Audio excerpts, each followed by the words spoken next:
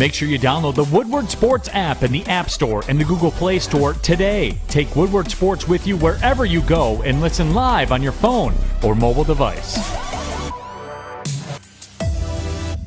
What's up, you guys? Welcome to the Morning Woodward Show on the Woodward Sports Network, featured on the Roar 93.5 FM, 99.1 FM, and 94.7 HD2. Happy to have you here. It's Tuesday. We had Monday Night Football last night, but I cannot let this guest wait any longer. But first, Adam and Jeff, good morning. Good morning, Kennedy. How are you? I'm great. I'm so excited that we have a guest on today. So, Adam, why don't you go ahead and introduce him? I know you're the closest of us of the bunch. So, all right, this is a guy I would consider a good friend. We've met a few times, chatted over the phone a ton, and I'm so glad he's part of the morning show this morning. Welcoming to the Woodward Sports Network, everybody, Jay from Let's Talk Lions. Jay, how you doing, buddy?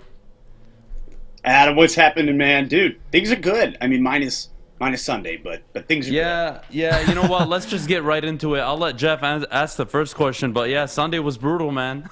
So thanks, Jay, for joining us, number one. And number two is I want to get right into it because me and Adam, we bicker all the time. Number one about Dan Campbell and the antics, but I want to ask you personally, as someone who makes Detroit Lions content. We know Dan Campbell faces criticism from the media for being sometimes a little too animated for a team that's struggling. And we all know how the most important thing to do when evaluating a coach is to get a good roster around him. But thus far, 3 games in, what's your take on the job that Dan Campbell's done thus far, regardless of starting 0-3, like the positives and some of the negatives? Sure.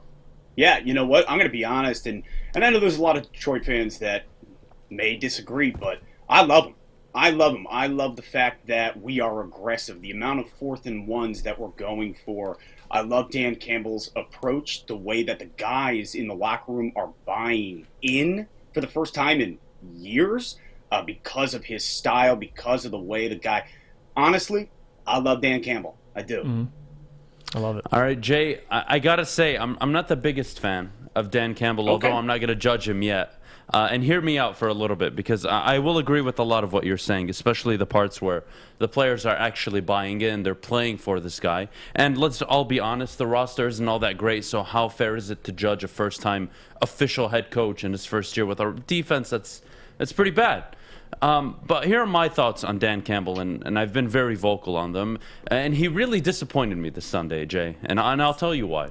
He's been preaching, a new attitude, a new culture, aggressiveness, biting kneecaps, like things that you could actually buy in as not only a fan, but really the football team. And he had an opportunity. They hit the 2-minute warning. It was 1st and 10. They were coming off a 22-yard Khalif Raymond catch from Jared Goff. Jared Goff was 3 for 3, 65 yards on that drive. Detroit was getting anything they wanted, any and everything they wanted. And they elected to run 3 straight simple run plays that resulted in no yards gain, 1 yard gain, and a 4-yard loss. And again, I understand playing the odds, burning the timeouts. I totally get it. But I said earlier in the year, especially against San Francisco and then Green Bay, he was going for it so much, Jay, on 4th down. And everyone was like, wow, this is really great. He's being aggressive. I said, well, it's easy to do that when you're not expected to win football games. What happens when you're in a situation where you can actually seal the deal and win a football game? Are you going to be aggressive? Are you going to right the wrongs of Jim Caldwell? And his first try, he didn't, and that really frustrated me, and I want your take on that, really.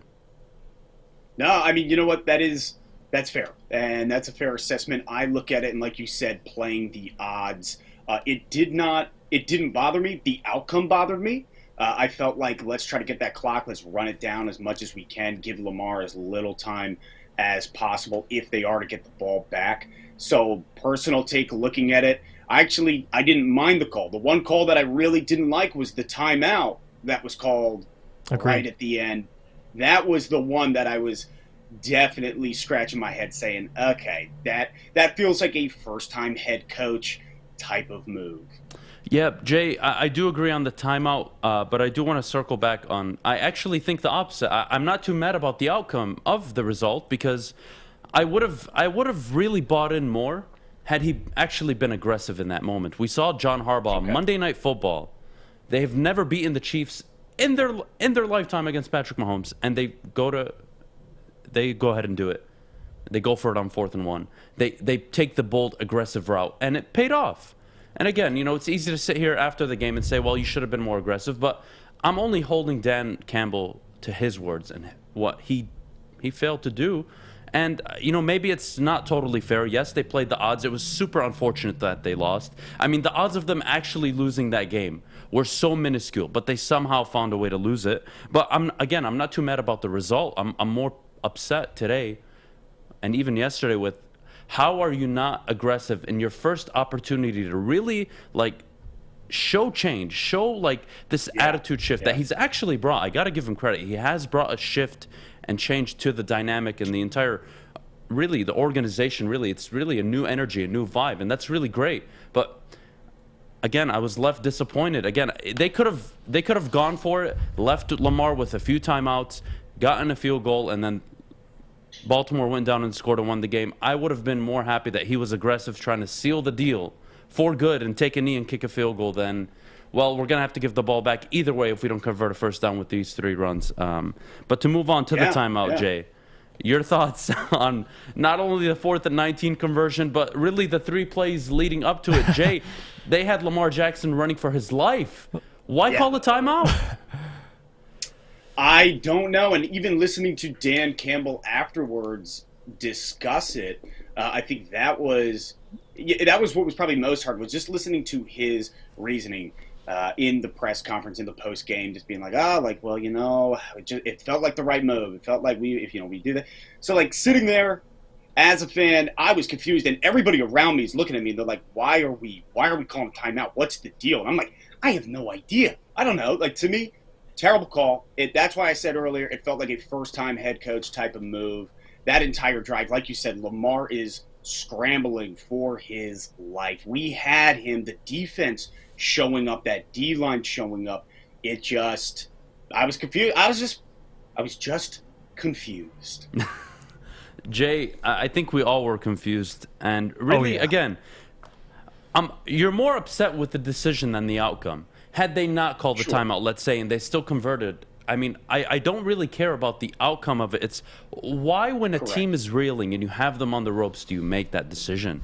And for me, that's what I took away. Again, the outcome is the outcome. You can't change it. Things happen in the NFL. They could have called the timeout, and it could have worked.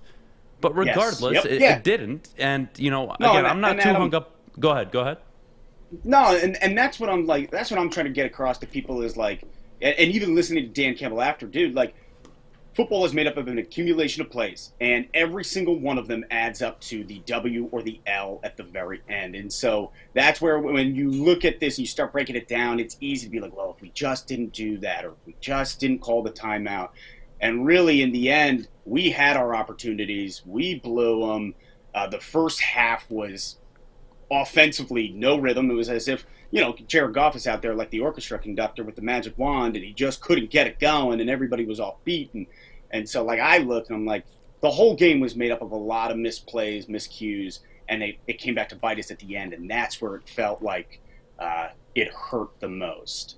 Jay, you point a lot to, Dan Campbell obviously being a first-time head coach. He's going to make these mistakes. Again, it's year one. You're not really going to hold him too accountable for it. Make the mistake, sure, just don't make it again. Or if you do, at least, do it in a different way. Not the exact same mistake, but still, the offense, their first 7 possessions resulted in 6 punts, 0 scores, nothing. And then they come out in the second half, 3 straight scores, 2 touchdowns, and then, of course, the field goal. We've seen this with the Lions all season. Are you concerned with the offense being so streaky? With being, they've now put up multiple donuts in the first or second half. Yes, no, definitely. That was a great word, streaky, because that's what it feels like. It feels like we just can't find a way to be consistent offensively. And then all of a sudden, as the momentum, we shift, everything works. Look at Green Bay. I mean, the first half, we look great. We look great in a lot of capacities. Don't get me wrong, we had our mistakes. But, I was at that game. I'm at Lambeau. I'm watching it, and I'm sitting there around all these Green Bay fans. I'm like, oh, man, we might be walking out with a W. Second half rolls around, and where did the streak go? It just went the opposite direction. So, yes, I'm very concerned with it. Very concerned. I like Goff. I know that's not kind of what we're talking about, but I do like Goff. I think there is the the great chance, the possibility that he steps into his own here in Detroit. Yeah, we're talking to Jay from Let's Talk Lions. You can check him up on YouTube. Jay, I want to ask you, we're going to stay on the offense. For Jared Goff, this offense, obviously, Adam just mentioned, it's streaky. And with Jared Goff not having a really true number one wide receiver, what is your take on Jared Goff? Do you see him as a bridge quarterback or someone that if you put talent around him, you can make some noise in the NFL? Well, I think, quite frankly, in a year or two, somebody will come back to this video, clip it, and make fun of me. But I do think that Jared Goff has a future in Detroit, and he's not just a bridge QB. You look at what he's able to do with Hawkinson, Swift, and Williams in the air attack. If you gave him a wide receiver, that could actually be a huge deep threat. You can see it in Quintus Cephas, but he's only in his sophomore year. Khalif Raymond, I love him. Speedster, the way the guy moves, love him. But again, no real true wide receiver one. You put a wide receiver one on this team with the I don't know, the skills of Stephon Diggs or somebody like that. Shoot, I think Jared Goff has a real shot at bringing us NFC North title. Jay, so I'm on the side of the Jared Goff camp where I believe it's really a 2-year commitment. Only not so much because Goff hasn't proven he can win in the NFL. It's really not so much that it's his cost, right? So you're in a rebuild. You have 2 first-round picks over the next 2 seasons. There's a lot of good things happening behind the scenes in Detroit. But to commit another $30-35 million annual contract to Jared Goff, who, let's all be honest, isn't a Patrick Mahomes, isn't a Josh Allen, a Kyler Murray to an extent. You know, guys that when the game plan doesn't go all that great, you still have a chance. And again, you know, is that a fair comparison for Goff? You know, I guess you can make the argument no, but you do want a quarterback win. And again, this is why I think Sean McVay was so frustrated with Jared Goff. It's like, hey man, I have to coach a perfect game just for us to win. Why can't you like bail me out sometimes? And I feel like that's where they really broke up, and that's why he's so in love with Matthew Stafford, because let's all be honest here, Matthew Stafford, he is the king of fourth quarter comebacks during his time in Detroit. He's proven on multiple levels. So yeah, I believe he's a bridge quarterback more so because of his contract, not just because of his ability. Your thoughts? Do you think there's actually a possibility where in 2 seasons' time they either franchise him or re-sign him to a team-friendly deal? Do you really think that's a possibility? I do strictly because, like you said, you bring up the contract, right? We know we have him through 2022 based on the money. It's like we have him this year, we got him next year. What can he do with the pieces around him in those 2 years? If he can actually, because even watching these games, he is streaky. He is. But you watch the way that he works, the way he's playing with the guys around him, the pieces around him. I really think that if he performs well enough where we're in every one of these games, and then next year, maybe we're bringing in, we have more pieces, we get a wide receiver in the draft, or somebody, Amon-Ra St. Brown starts stepping up, Quintus Cephas. You look at 2022, I think he could really push forward and Jared Goff be a long-term solution. Jay, again, it's only 3 games into the season, so I don't want to judge the team or even Jared too hard. But I gotta say, what message does it send when your quarterback, again, is 3 for 3 on this drive? He's led you down the field, 65 yards, 2-minute warning, 1st and 10. Baltimore's reeling. You're getting everything you want. Is it a trust issue? Did they not trust Goff in that situation? Or, like we kind of already said, they played the odds, it bit them in the butt. But if you have that guy, Jay, don't you think you kind of take the chance to end the game? You're right, because if you're looking at Buffalo, Josh Allen's going for it. You know, you see the way that Josh Allen, you trust him, he's going to go for it, he's going to make that play. And maybe it is a lack of trust.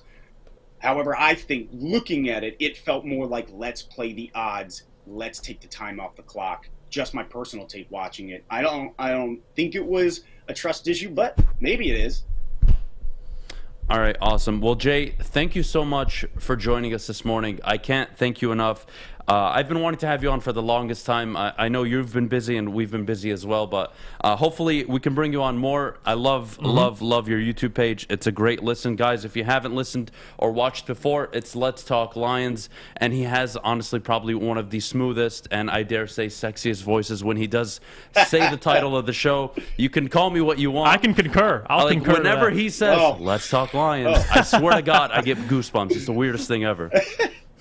Oh, thank you, man. I appreciate it, guys. Very I love the content, man. All right, Thanks. Jay, you take care, bud. We'll talk to you soon, okay? Thanks, man. All right, catch you later. All right, Kennedy, what do we got next? What a guy. Thanks for joining us, Jay. Up next, we're going to talk some Michigan State football. Thank goodness I've been waiting to talk about this game. It was awesome. So stick around for that. But before we go, we need to hear about our friends over at Northwestern Tech. Listen, if you know anybody that wants to start a career immediately after trade school, go to Northwestern Tech. You can start a new career in an industry that is always essential, the heating and cooling industry. You'll learn more today by visiting northwesterntech.edu. Hi, I'm David Hall from Hall Financial. And at Hall Financial, we treat our clients like family. And our number one priority is giving each of our clients 5-star service. Our passion for 5-star service, combined with our expertise, allows us to find the best possible solution for refinancing your home loan. We take the time to focus on both the individual and the numbers. We're going to walk you through the process and close your loan in half the time of our competition. Go to davidhallmortgage.com today. Welcome back, everybody. You're tuning into the Morning Woodward show on the Woodward Sports Network. One of these weeks I'll be fine for an entire week, you know? It'll happen. All right, like I said, I want to talk about this Michigan State game. They just squeezed by Nebraska, winning 23-20. Of course, my favorite part of the game was that electric play by Connor Hayward. It replays in my head. It was beautiful. And then, of course, the kid that has now been named Big Ten Special Teams Player of the Week, Jaden Reed. Very, very clutch play, sending them into overtime. So you guys, give me your thoughts on this game. Jeff, let's start with you. Well, we can just note the fact that MSU actually lost in the total yards by over 150, and they still found a way to win. So this is credit to Mel Tucker, but more importantly, it's a game of who wanted it more. Michigan State fought despite Kenneth Walker not playing as well as we'd usually expect him to play. But we got to watch what Mel Tucker expects out of his football program, and that's fighting to the very end and playing disciplined physical football. I mean, the pass rush looked good. The defense played well overall. They had trouble with Adrian Martinez in the red zone with his legs, really up until OT. But definitely liked what I saw of this pass rush, no doubt. Despite the early interception, Peyton Thorne throwing it, he bounced back. I think he completed his next, 6 or 7 passes straight. He ended the game 14 for 23, 183, and a touchdown, and the interception, of course. But I liked what I saw out of this team, both sides, just fighting against a Nebraska team who is tough. They played Oklahoma tough, and I understand it's Oklahoma, but Nebraska nonetheless is always going to play a tough game. Peyton Thorne didn't have his go-to guy, Jalen Naylor, pretty much used as a decoy that game. But despite a sloppy first half, very sloppy first half, they still found a way to end with a 13-10 lead going into the third quarter. The defense kept this game just a score away, which then an opportunity presented itself for Jaden Reed to score on a punt return, tying the game with 3 minutes and 48 seconds left in the ball game. So it just plays like that. Their defense keeps it a score away. Jaden Reed, you have playmakers on special teams, and they get in the end zone. And the game goes in overtime, and what do you know? Michigan State grabs a crucial interception. Credit to Chester Kimbrough to put the Spartans in position to win the football game. I thought it was a great game for MSU. It's a good test for them. Obviously, we picked them to beat Nebraska, but in this fashion, just how bad they played early on to finish the game like that. Jaden Reed kind of bailing them out a little bit, but just ultimately getting the W. It put some respect on Mel Tucker's name, obviously, because he's just a good coach. He's a leader amongst men, and similar to Dan Campbell, guys play for him hard, and you saw it Saturday with this MSU squad. So that's what I thought of the game. I still expect the Spartans to finish with 9 wins regardless. I think they're I think 8-9 wins. I like this football team. I went through their schedule last night, and I was just like picking wins. I got to 8-9 wins. So I like the Spartan squad. Listen, you want to talk about Coach of the Year? Mel Tucker wins 8-9 games, he should be in the conversation. I mean, Hell of a job. he's done such a great job. And let's just forget the football side of things, because on the field, this is a Michigan State we haven't seen in years. They are much, much more of a complete team than they have been in recent years. Agreed. But let's just, again, forget about that. You made the Dan Campbell comparison from a culture standpoint. Well, Mel Tucker really walked in there and did a fine job. First game against Michigan, he won it. That saved his job for the next 3 years. Not that his job was ever in question, don't get me wrong. But when you show up in Ann Arbor and you beat a Jim Harbaugh and Michigan team, granted in a COVID year, I don't care. They win, and they didn't just beat them, they beat them down. You sent a message like, I am here to change the culture. I'm here to change this program around and get them back to where they have been in years past. And here he is now, year 2. He gets through a transfer portal, a recruiting class comes in, and lo and behold, they're 4-0.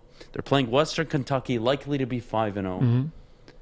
And they could be undefeated when Michigan and Jim Harbaugh show up in East Lansing on Halloween. How great of a narrative and story would that be?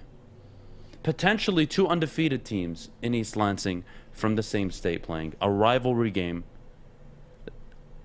Look, I sat up here and said I think both teams would start 5-0.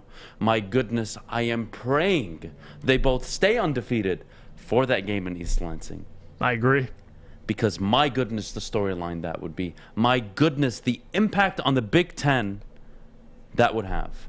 To have Michigan State and Michigan undefeated when they play each other that late into the year would be such a win for the Big Ten. Ratings would be up. The national spotlight, the coverage of it. Nobody could not talk about that game.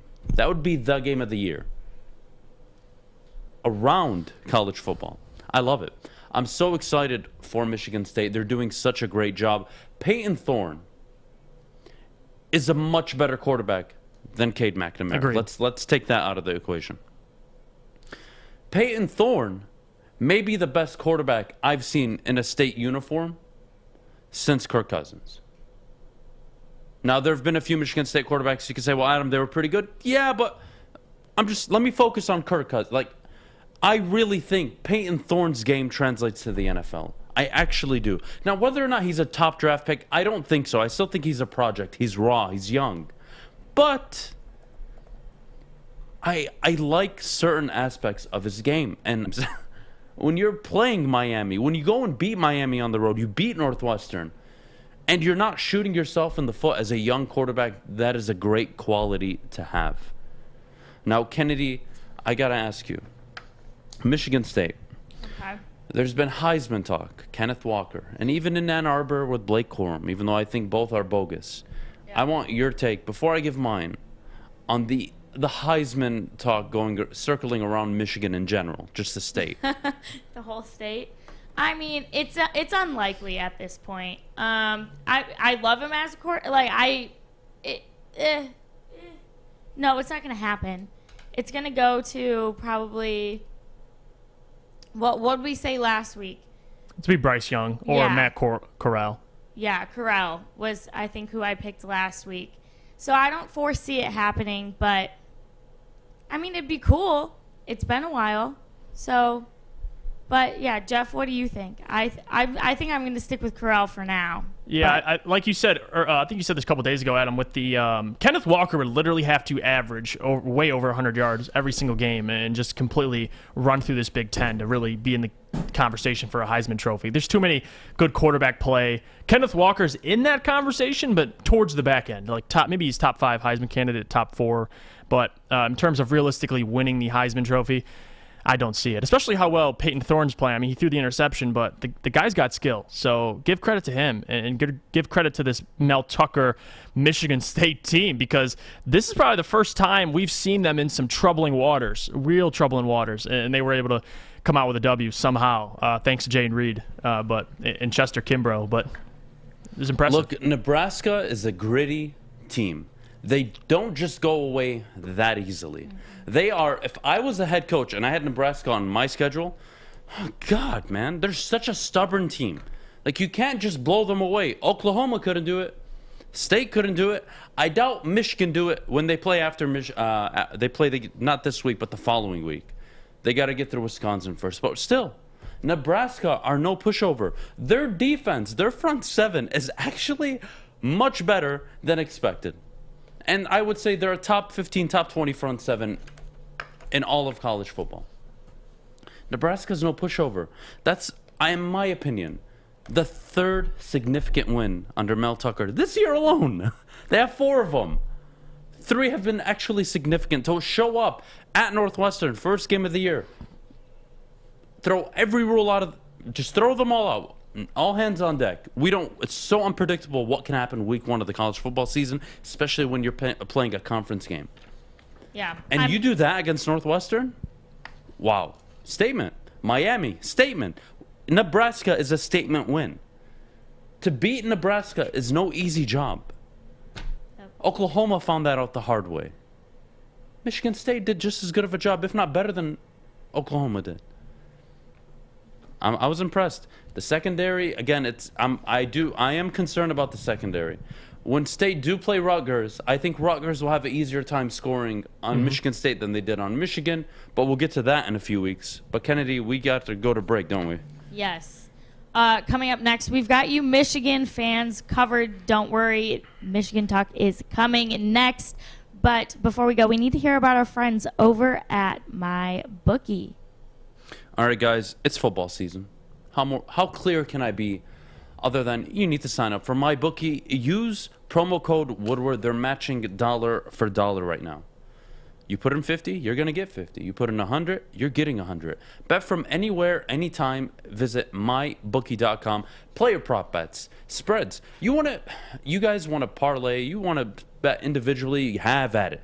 But my goodness, MyBookie is the website to bet on. Again, no restrictions, no location restrictions. If you're traveling, it won't be an issue. You can bet from anywhere across the country, anytime. Again, use MyBookie, use code Woodward. When you sign up, they'll match you dollar for dollar. Put in $200, you get in a free $200. It's a good investment. You basically have $200 of a risk-free bet. I would take it. And again, if you have a gambling problem, please call the Gambling Problem Hotline. Again, the number is 1-800-270-7117. Tony is a third-generation logger that has a simple, practical approach to life and work. That's why his Coast DX342 knife is perfect for him. The stainless steel blade is rust-resistant and made for all-weather use. And the double roll-lock safety ensures that it will never inadvertently close when he doesn't want it to. That's why Coast is trusted tough. Welcome back, everybody. You're tuning into the Morning Woodward Show right here on the Woodward Sports Network. Happy to have you here. It's Tuesday, and it's gorgeous outside, so I'm pumped. Hopefully everyone can get outside at some point today. But like I said, we've got to talk some Michigan football. So U of M beat Rutgers 20-13, and I'm glad they did because they had a ton of recruits, potential recruits coming in, and they needed this game. They needed to show out. They've already had 17 verbal commits thus far for their 2022 class, which is already ranked 15th in the nation, by the way. But you guys, tell me more about this Michigan-Rutgers game and how you foresee Michigan's season looking overall. Jeff, do you want to start? Yes, I don't see it changing much in terms of projected wins, but I will say this: the Rutgers Scarlet Knights earn my respect, and it's mostly because of what Greg Schiano's done coming back to the university and turning this thing around. They're not the same old Rutgers. Everyone, you can mark as an L every single week. Hey, we're going to beat the Rutgers. This team is legit. Michigan, for the first time this season, was outrushed. Isaiah Pacheco had more rushing yards along with his other rushing mates than the Michigan backfield, which if you would have told me that before the game, I would have called you crazy. But moving on, they kept the game a score away the entire second half. They just couldn't capitalize. I mean, that's essentially the Rutgers. They made some nice plays down the stretch, but Noah Vedral made some interesting plays. But the Rutgers really clawed back at the half after making adjustments at halftime, which I'm impressed with. They had a horrid first half. Couldn't do anything on both sides of the ball. They couldn't stop the Michigan run offense. They couldn't slow down Blake Corum and Hassan Haskins. They couldn't get anything going on offense. Second half, flopped both of those things. They were able to slow down the rushing attack. They were able to put some points up on the board. Hassan Haskins and Blake Corum showed out. Haskins found the end zone twice, but I don't know if I could trust Cade yet. That's what I took away from it, from this Michigan offense. The Michigan defense, they held up their end of the bargain. In terms of the pass game, if the rushing attack is slowed down, I trust if Cade McNamara can win you a ball game with his arm. That is the one thing I question. He's a pocket-oriented quarterback who doesn't make plays with his legs. We attempted a couple last night, got absolutely obliterated. But he was 9 for 16, 150 yards, no touchdowns, no interceptions. I need more out of my quarterback. And I'm not going to sit here and say throw J.J. McCarthy in that. He may be a better option, but Cade needs to step up his play, because when Michigan goes and goes against at Michigan State or goes against Ohio State, Penn State, they're in some trouble, because Cade McNamara is going to have to take his game up a notch, because you cannot rely on that 300 monster in the backfield to win you games. But I digress. They got the job done. Michigan moves to 4-0, faces a Wisconsin team next week who's coming off their worst performance. This team should still be expected to have a successful season, if you call 9 wins successful, whatever. But I have questions about Cade McNamara, and I want to get your opinion on him as well. Yeah, I tweeted this all over the weekend, and maybe people felt it was too early, but I don't think it's too early to have this discussion at all. Michigan are now 4-0, heading into Wisconsin and then Nebraska, and then, of course, Michigan State. So 3 tough away games you have to play right now. And to be honest, I am not happy with Cade McNamara. I think he limits Michigan's offense. You can run. I guarantee you name J.J. McCarthy, the starting quarterback, you've already added anywhere from 18 to 25 plays just based on RPOs that teams actually have to take seriously, where they can't predict your run game. So now with McCarthy behind center, the edge rusher can't just dive in all the time. He can't go for the running back. No. He has to be held accountable for your quarterback that can actually move. Cade McNamara is a statue. He's not pulling the ball back and running. And you don't have that dynamic of an offense enough to do that. But you insert J.J. McCarthy, well, I think it really gives Michigan a better chance going forward, in my opinion. Now, I understand he's a freshman. Well, this is the very freshman that's won national high school championships. So he's played in big moments at neutral site fields and away. Granted, nothing compared to college football, but he's been in the environment before. What has Cade McNamara accomplished? What has he won? When has he won a big game on the road? Now, 99% likelihood, Jim Harbaugh names Cade McNamara the starter. He already is, but he goes with Cade against Wisconsin. And I think Wisconsin, currently on the downside, probably lose barely to Michigan. And it really maybe justifies Harbaugh's decision. But again, I think if you want to compete with Michigan State, you want to compete with Iowa, Penn State, Ohio State, the really good teams in the Big Ten, you need to have the quarterback. We always talk about this, and I bring it up for a reason. Dabo Swinney's first 6 years and Jim Harbaugh's. Why did Dabo take off? Deshaun Watson and Trevor Lawrence. If J.J. McCarthy is anything remotely viable to those two players, you are Big Ten contenders instantly, and I don't care how bad your roster is. You have the quarterback. Now, if you have the quarterback, put him in. Again, it's probably a very difficult decision for Jim Harbaugh to make. I totally understand. This is a year where his job's really on the line. I've been up here saying if he loses to Michigan State again, that is a fireable offense, more so than losing to Ohio State at the end of the year. But if you actually want to win 10, 11 games potentially this year, you're going to need more from your offense. 20 against Rutgers is going to turn into 10 against Ohio State and Penn State. And that's a problem. That's a problem. If you're going to let teams stack you 8, 9 in the box, well, what do you expect? What do you expect? You add in a dynamic quarterback who can actually move with his feet. He's a threat. At least he's a threat. He doesn't have to run. At least he is a threat enough for you to have to respect the RPO and play action. And if you do that, it really opens up your offense just a little bit more. And that little bit more is all you need to get an advantage over your opponents. Now, we can talk about Michigan Rutgers. I thought it would be a close game. I had Rutgers covering. It was much closer than I imagined. Yeah. I thought Michigan won by 13 or 14. They ended up winning by 7. But when you win football games regardless, you walk away like you're happy, right? But you can't gloss over how bad Michigan looked. They didn't look good. Mm-hmm.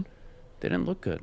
I want to ask you this. That's my next question is regardless of being undefeated, Cade just slipping by, hasn't made too many bad mistakes. What do you do in that position as a head coach? You have a guy that hasn't lost the job, but you clearly see a backup who you could go farther with possibly. Jim Harbaugh made this decision with Colin Kaepernick a long time ago. And my goodness, it paid off. He benched Alex Smith and brought in a young, inexperienced Colin Kaepernick. NFC title game, they lost it. Mm-hmm. Year 2, Super Bowl, they lost it. Year 3, NFC championship game, lost it. Three straight NFC championship games. He's been in this position before. And maybe he's trying to get Wisconsin out of the way. But I really think JJ is your answer this year if you actually want to compete against the other teams. Cade McNamara doesn't give you anything special. What do we talk about in college football all the time? How is Tim Tebow, a guy that couldn't throw the football, one of the most decorated college football players of all time?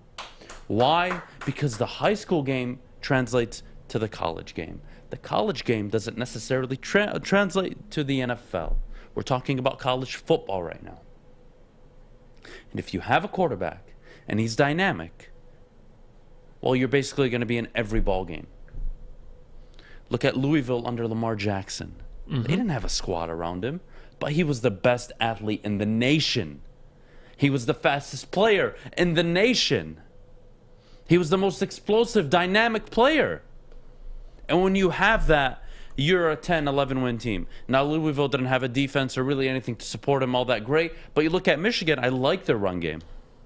I like their front seven. Their secondary, I have questions about it, but you know what? They did a really good job of limiting a Rutgers team that I really thought could move the ball more on them.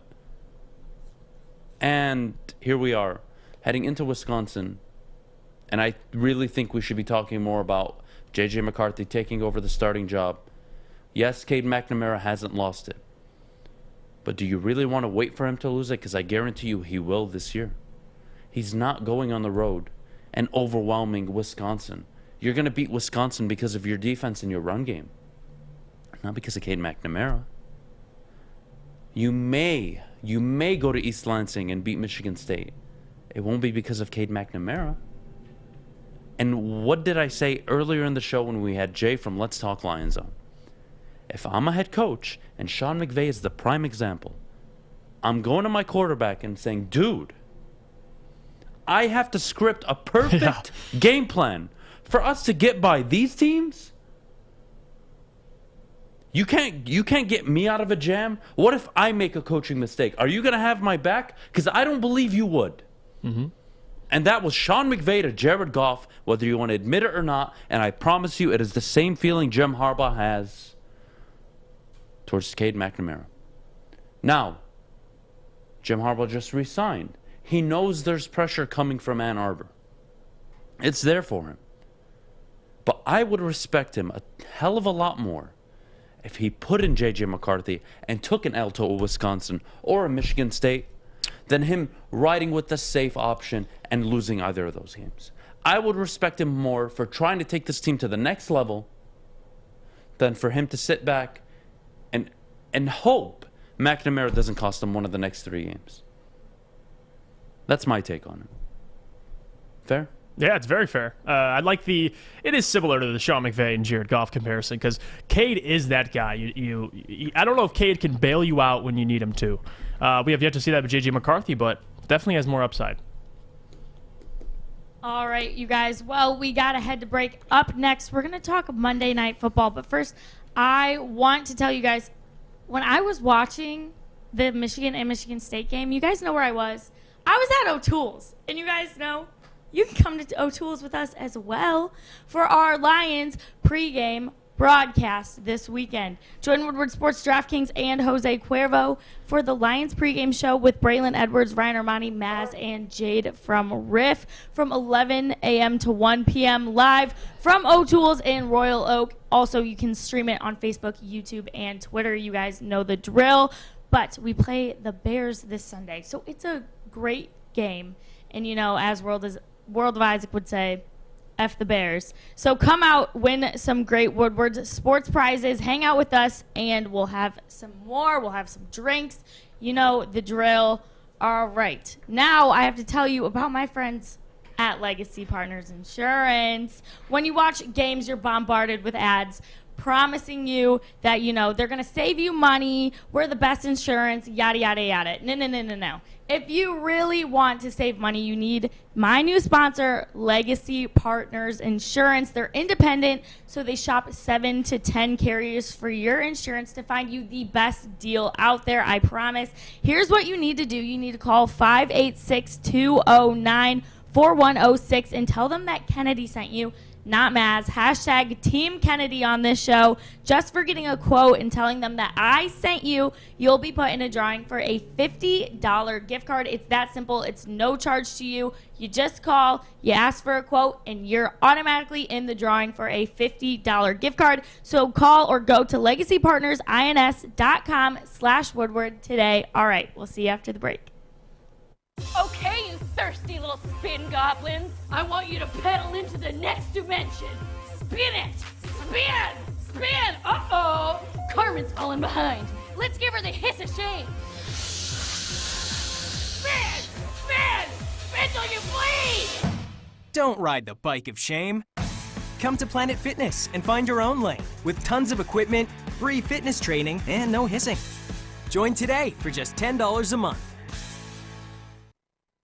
Welcome back, everybody. You're tuning into the Morning Woodward Show on the Woodward Sports Network. All right, let's get right into the Monday Night Football action from last night. The Cowboys took on the Eagles and won 41-21. It was an absolute beatdown. Also, we had some star-studded guests hanging out with the Mannings that I know Jeff wants to get into some comments about that in a sec. But let's start by recapping the game. Adam, let's go to you.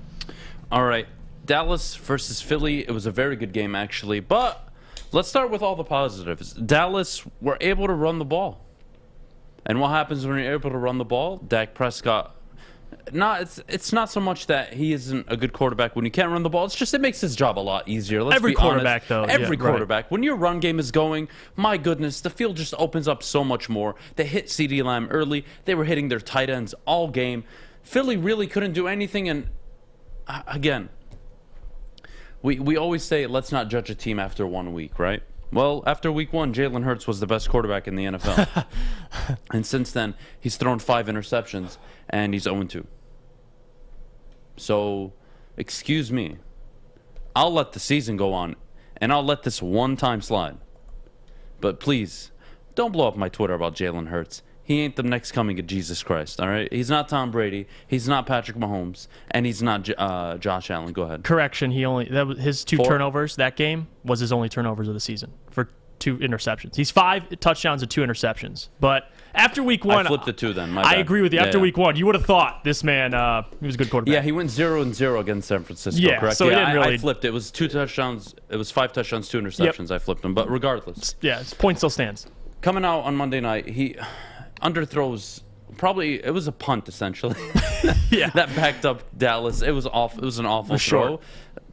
Listen, Devontae Smith looks like the real deal. Philly has some nice pieces, but they really can't get the run game going. The offensive line didn't look all that great. Dallas's defense kind of showed out. Micah Parsons is looking like a damn good draft pick. He really is. Mm-hmm. You're talking about a guy you just insert into your starting 11 on defense. and he's already an impact player for the Dallas Cowboys. It's a great draft pick. It's a great draft pick. Good for the Dallas Cowboys. But I want to focus more so on a guy I think will be a future head coach in the league, and that's Kellen Moore. My goodness, the creative ways, the plays he puts together to get his tight ends open is some of the coolest and funnest things I've seen in the last few years. They run sets with Tony Pollard and Zeke on the field at the same time. They run Pollard in motion. They fake it on an end around. They do so many things just to get you just to keep you on your toes just a little bit. Mm-hmm. And that's all you need to get open for that split second. I loved every bit of the game. It was a great game. Dallas really asserted themselves as NFC East favorites. I don't think there's a team in the NFC East that's anywhere not even on the level, but not even as good as Dallas. I just don't think any team has the talent. Maybe New York, but New York just can't stay out of their own way. Penalty after penalty after penalty. They just can't stop losing They've led in every game. Did you know that, Jeff? Yeah, the New York Giants, and they found a way. Led in every single game, and they're 0-3. And they honestly should be a 1-2, 2-1 team. But they're 0-3 because they just can't stay out of their own way. And you could bring that down to coaching.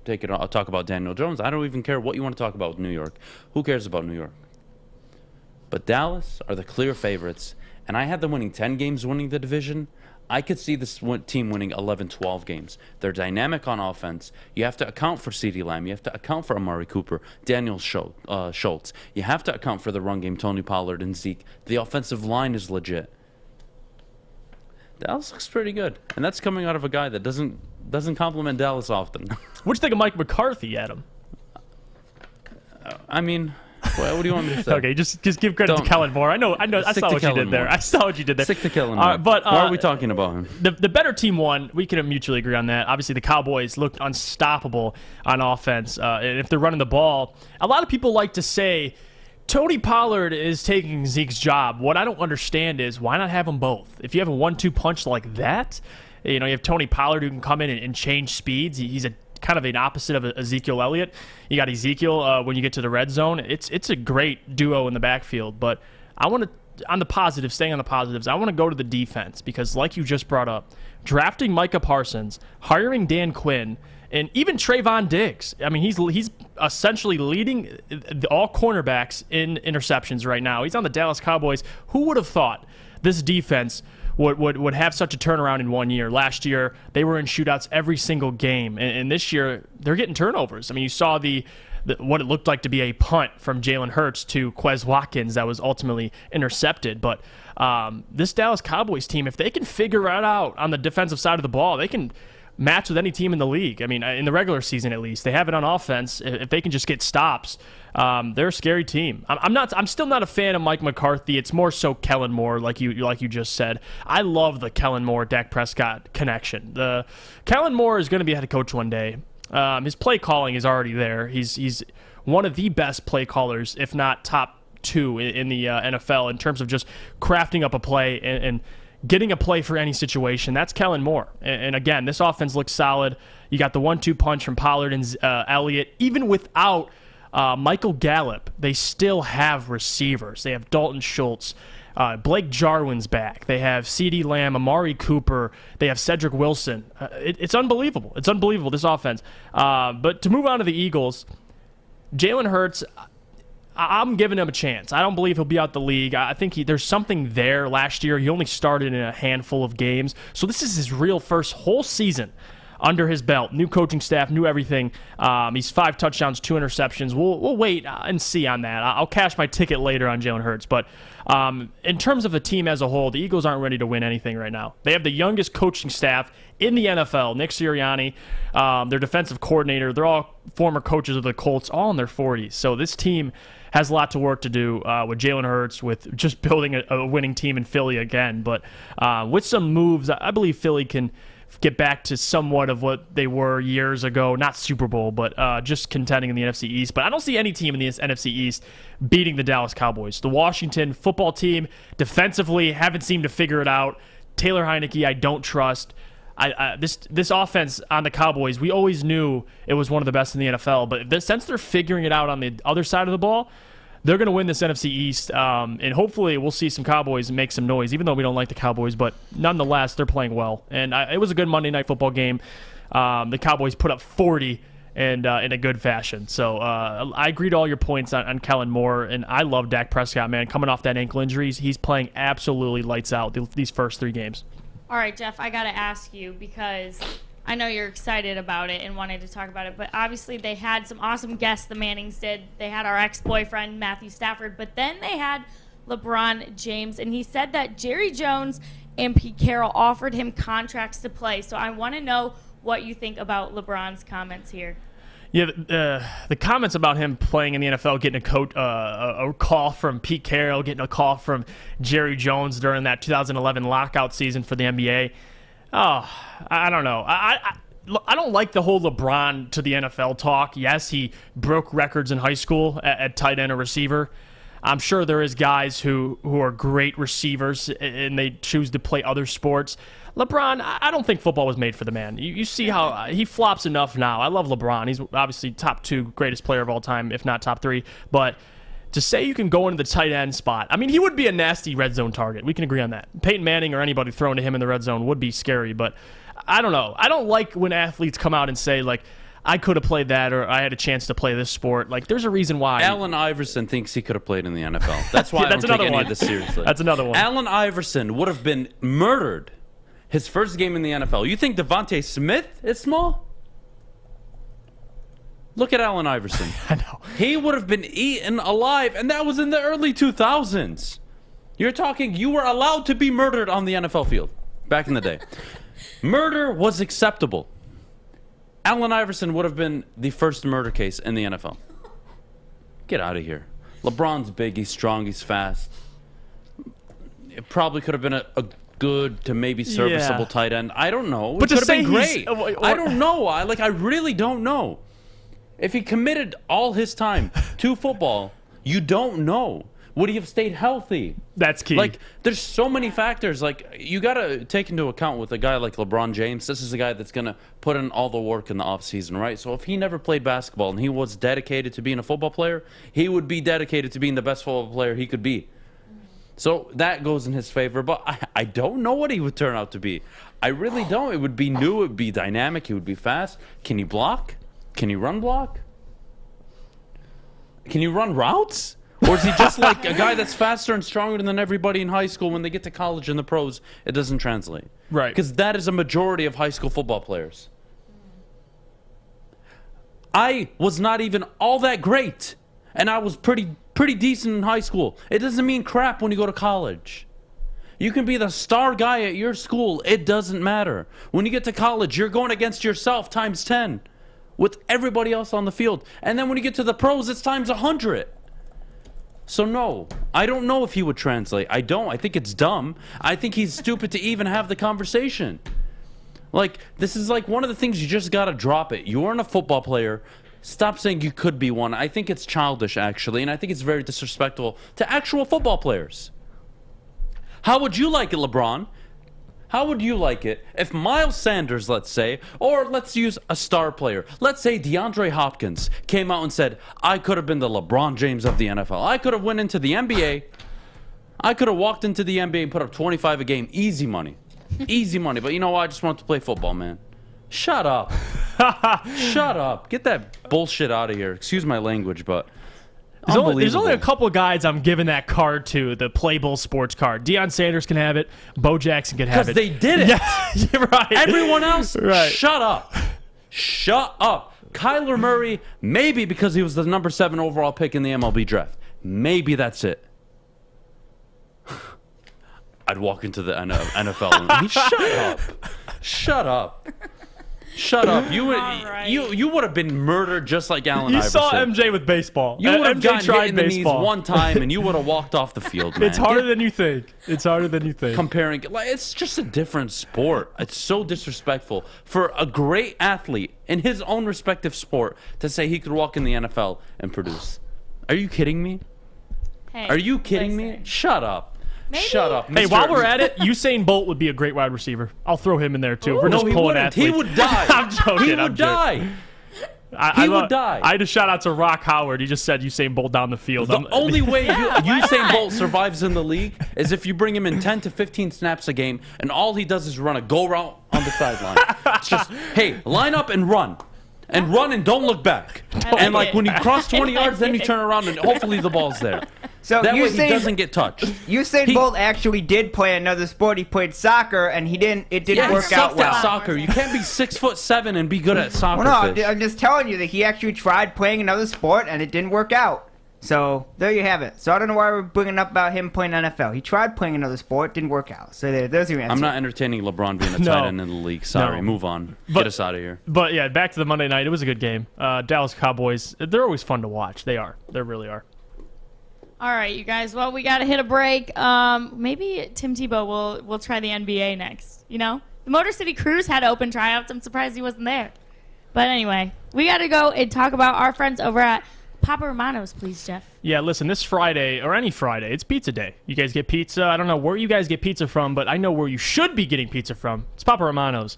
They have handcrafted pizzas that have made them a Detroit favorite for over 50 years. House-made dough, hand-cut veggies, and fresh cheese make the difference. The same quality goes on to all their pizzas, salads, subs, and pitas. Order now at paparomanos.com. Fellas, football season is here. It's time to make your grooming experience easy like Sunday morning. Get to Lady Jane's Haircuts for Men. Walk in, relax, watch your favorite team play, and before you know it, your hair will be game ready. Get to Lady Jane's, open 10 to 8, 7 days a week. Walk in anytime. It's wicked awesome. Make sure you download the Woodward Sports app in the App Store and the Google Play Store today. Take Woodward Sports with you wherever you go and listen live on your phone or mobile device. Welcome back, everybody. You're tuning in to the Morning Woodward Show on the Woodward Sports Network. Happy to have you here. It's Tuesday. It's gorgeous. Can't ask for more, honestly. But our old friend, Golden Tate, had some interesting comments about the possibility that Stafford would have done more with Rodgers' career. Jeff, do you want to tell me more about that? Listen, I don't know if I take too much of this with a grain of salt, because I would pump the brakes a little bit. I love Aaron Rodgers, and I love Matthew Stafford. Obviously, we had to go against Aaron Rodgers in the NFC North, but listen, the question itself is tough. Matthew Stafford never had a great situation with the Detroit Lions. We can all mutually agree on that.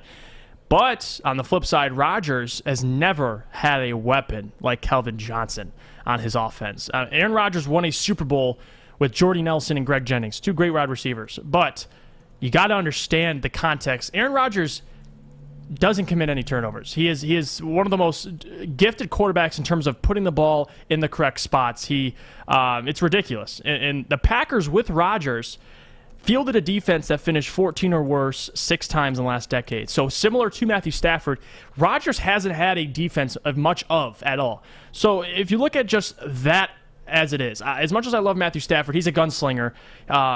He could put up the stats. And now with LA, he's a Super Bowl contender. I agree with that. And they are the best team in the NFL, which we'll get to later. But to say him and Aaron Rodgers switching situations, Matthew would have the same, if not more, success, I think it's ridiculous. How would a guy, and I understand Aaron Rodgers comes up short, but he makes it to the NFC Championship game. He has, he breaks the records. He never had a guy like Calvin Johnson to throw the ball to.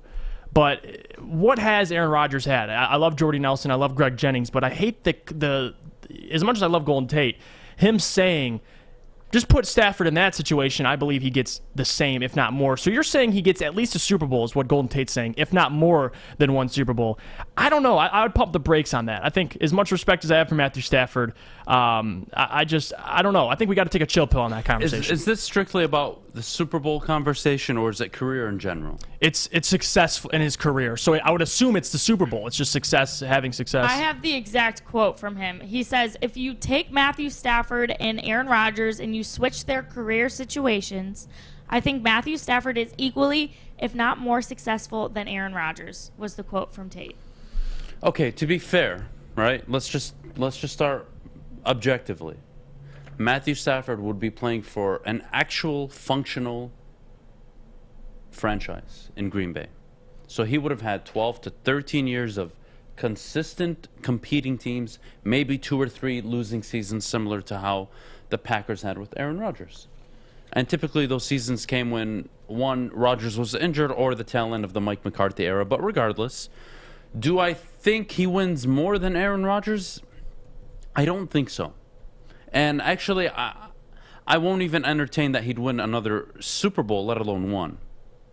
Because Aaron Rodgers, for all the discredit, or if you want to call it that, for all the slack I give him, and for everything I say about Aaron Rodgers, he is one of the, if not the most gifted quarterback I've ever seen. And let's keep in mind, this is the guy who's really propelled this franchise over the last 10, 12 years. Because early on in his career, he had the defense. He did have the defense. He had the weapons. He had the run game. Mike McCarthy was a new, young, up-and-coming coach. Everything was working. They got to a Super Bowl. And then he's been quiet since. But he's been to 4 NFC championship games since. Stafford hasn't won a playoff game yet. So I get where Golden Tate's going, and I'm sure he's on the high train right now because, my goodness, Stafford looks really good in Los Angeles, but I would pump the brakes here. This is similar to the LeBron talk, really. Just because you swap situations doesn't account for what Aaron really means to that team. Would Stafford really mean to that team what Aaron Rodgers meant? I don't know. I don't have the answer. I really don't. But what I do know is that if Aaron Rodgers was in Detroit, I can guarantee you they at least have a division title, at least a playoff win. So, Golden Tate, I'd be very careful what you're trying to do here. And I agree with Golden to an extent, but more so, nothing of his quote. It's just Matthew Stafford looks really good in LA right now. He finally has a competent coach. The best head coach he's ever had. The best offensive scheme he's ever been around. It's probably the best locker room environment he's ever had. And the defense, it can speak for itself. It's a really good defense. And he finally has all that, and he's playing the part. He looks the part. He's 3-0. He went away and beat Indianapolis. He beat the defending Super Bowl champions. That's great. We're 3 weeks into the season. Pump the brakes. Like we said before the season started, we can only judge Stafford when he wins the division, he wins a playoff game. He does either or both of those things, it's already a success. Now, granted, their version of success in LA is Super Bowl. Let's not get it twisted. But if he does it year one in Los Angeles, if he accomplishes the division, if he wins a playoff game, that is more than he did in 12 years in Detroit. And I'm sorry, Detroit, your ownership and franchise needs to look itself in the mirror and say, how did we not build something similar around him in 12 years? That's a failure on our end. That's the narrative Stafford wipes away year one if he doesn't. Now, if he goes to the NFC Championship game, he wins it, goes to the Super Bowl. If they lose it, they win it. I mean, that's just his legacy at that point. But to write off the narrative in Detroit, it's win the division and win a playoff game. And if he does that, and is a key part of why, which clearly he is right now, well, then it's very hard to argue against Matthew Stafford. But no, I don't think he could have produced what Aaron Rodgers has produced. And I think if it was vice versa, you probably see more success in Detroit because Aaron Rodgers is that guy. And I think he's a much better quarterback than Matthew Stafford. And I think what people forget, too, is in the first 5 years of Matthew Stafford's career, he had to overcome his ability to turn the ball over. That's something that Aaron Rodgers has really never had to overcome. That's the discrepancy between the two, is Aaron Rodgers takes care of the football. Matthew Stafford, I think now being 33, he's gotten better in the last 4 or 5 years of just maturing, learning the game. It's slowing down for him because I think this version of Matthew Stafford, the Los Angeles Rams, is a perfect version for them. A guy they want, a veteran who's ready just to come in and play and lead their team. So I don't like this conversation. What I do agree with Golden Tate is he said if they were to switch situations, I could tell you this, Aaron Rodgers would be a lot more vocal with the Detroit Lions than Matthew Stafford ever was, because you could see it now how much, you call it a diva all you want, but how Aaron Rodgers is with the Green Bay Packers, he wouldn't have not stood for any subpar play. I gotta address a comment on our YouTube channel. Daniel, you totally missed this one. Watching Stafford this year shows how much he mailed it in here the last few years. He showed zero fire here, which is unacceptable for your supposed leader. That is so wrong on so many levels. This is the guy that played through injuries on a losing team over the last 3 years. Do me a favor. I would delete that comment, man. That is not the comment to make. If you want to go after Stafford, be my guest. 8-67 against winning teams during his time in Detroit. 0 division titles, 0 playoff wins. Be my guest. I'm with you on that. But you can't question his heart and willingness to fight and play for this team. Because he played through a multitude of injuries. And he wasn't happy playing under Caldwell. He wasn't happy playing under Matt Patricia, especially Matt Patricia. Caldwell towards the tail end. Why? Because he was cleaning up Caldwell's messes. Maybe if you forgot, maybe, of their 18 wins, 14 of them required Matthew Stafford to go down the field last minute and win them the ball game. That really seems like a head coach that knows what he's doing, right? Matthew Stafford doesn't have to do that in Los Angeles. He's in the best situation he's ever been in, the best head coach, the best organization, the best wide receiving core he's ever had, the best defense he's ever had, and the run game is shot, and lo and behold, Matthew Stafford doesn't need a run game. Why? Because he has a offensive-minded genius that can get the ball moving in places that you couldn't really do it here in Detroit. Why? Because you never had competent enough coaches. But we can leave it on Stafford. I'm cool with that. Say what you want. Say what you want. But you can't question Matthew Stafford's fire and willingness to play for this team. That is something he did do over the 12 years. Yes, he didn't accomplish anything. Well, you know what? The 48 years prior, Lions didn't accomplish much either. So you want to hold Stafford accountable, be my guest. But if he goes out and wins a division and a playoff game this year, this franchise really needs to look itself in the mirror and say, man, we really messed that up. We never brought in the right coach. We never brought in the right GM.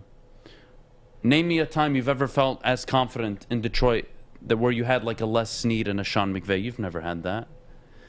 You've never put together a roster the way they have. A Jalen Ramsey and Aaron Donald, Cooper Kupp, Robert Woods, Tyler Higbee, Todd Gurley back in the day before Stafford ever showed up. Where's that offensive line? Oh, a year removed after he leaves, now you have an offensive line? Let's hold some accountability here. Stafford's not the quarterback that Aaron Rodgers is. And I think given the situations were to swap, which is what we're talking about, Aaron Rodgers would have accomplished more in Detroit than Stafford would have in Green Bay. I think Golden Tate is biased. He's a big supporter and fan of Matthew Stafford, which is why he says what he said. And that's it. You move on. But I don't take what he said seriously. I won't entertain it. I don't think it's anywhere close to reality. I don't even think they may not even win a Super Bowl. You don't know. There's way too many unknowns in the scenario Golden Tate gave, and I'm not willing to have that discussion. All I do know is that Aaron Rodgers is a much better quarterback than Matthew Stafford. That is proven over time. Stafford can write the narrative. He can right all the wrongs in his career in LA over the next 2 years, but we'll have to see how it plays out. Again, Golden Tate, he's a fanboy of Matthew Stafford's. I don't blame him for coming out and saying that. Why wouldn't he? They're 3-0. They look great. He looks great. Stafford, already, I brought this up yesterday. In the 12 seasons in Detroit, he threw for over 320 yards, 3+ touchdowns, and 0 interceptions 5 times. He's done it twice in 3 games with Los Angeles. Tell me everything is about Stafford. I'll leave it there. All right, I like it. I mean, we've seen this with countless Lions that had moved on to other teams. They still would always just speak so highly of Stafford. He was just clearly such a great locker room leader and a good friend to them in general. So you're really never going to hear someone who played with Stafford bash him. Joik won't do it. Like we asked Joik forever ago on the midday show about Stafford and his leadership, and he just had absolutely nothing bad to say, and I've never heard it, and I don't think I will. So I like that about Stafford. I'm glad to see him happy personally, but we have to go to break. We have to hear about our friends from Guardian Alarm, and make sure you guys stick around because Jeff and Adam are going to give you their top 10 NFL teams when we come back. But first, our friends at Guardian Alarm. Well, speaking of having good defenses, listen, Guardian Alarm gets it. Good defense on and off the field helps you feel secure. Guardian Alarm has state-of-the-art technology that helps you feel safe, all with 24/7 local monitoring. Guardian Alarm also has convenient features that let you check in on your home, control lights and temperatures, detect smoke or carbon monoxide. It will even let you lock and unlock doors when you're not home. Call 800-STAY-OUT today. That's 800-STAY-OUT. Guardian Alarm has been trusted for over 90 years at keeping families safe.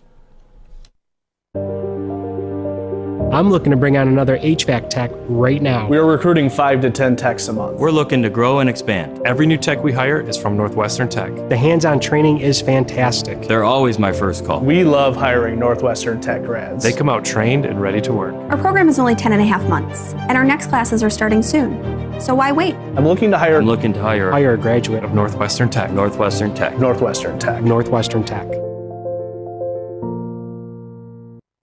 Hi, I'm David Hall from Hall Financial. With historically low interest rates and 5-star service, you could pay your mortgage off faster without increasing your monthly payment. Get started now at 248-308-5000 or chat with us online. Call hallfirst.com.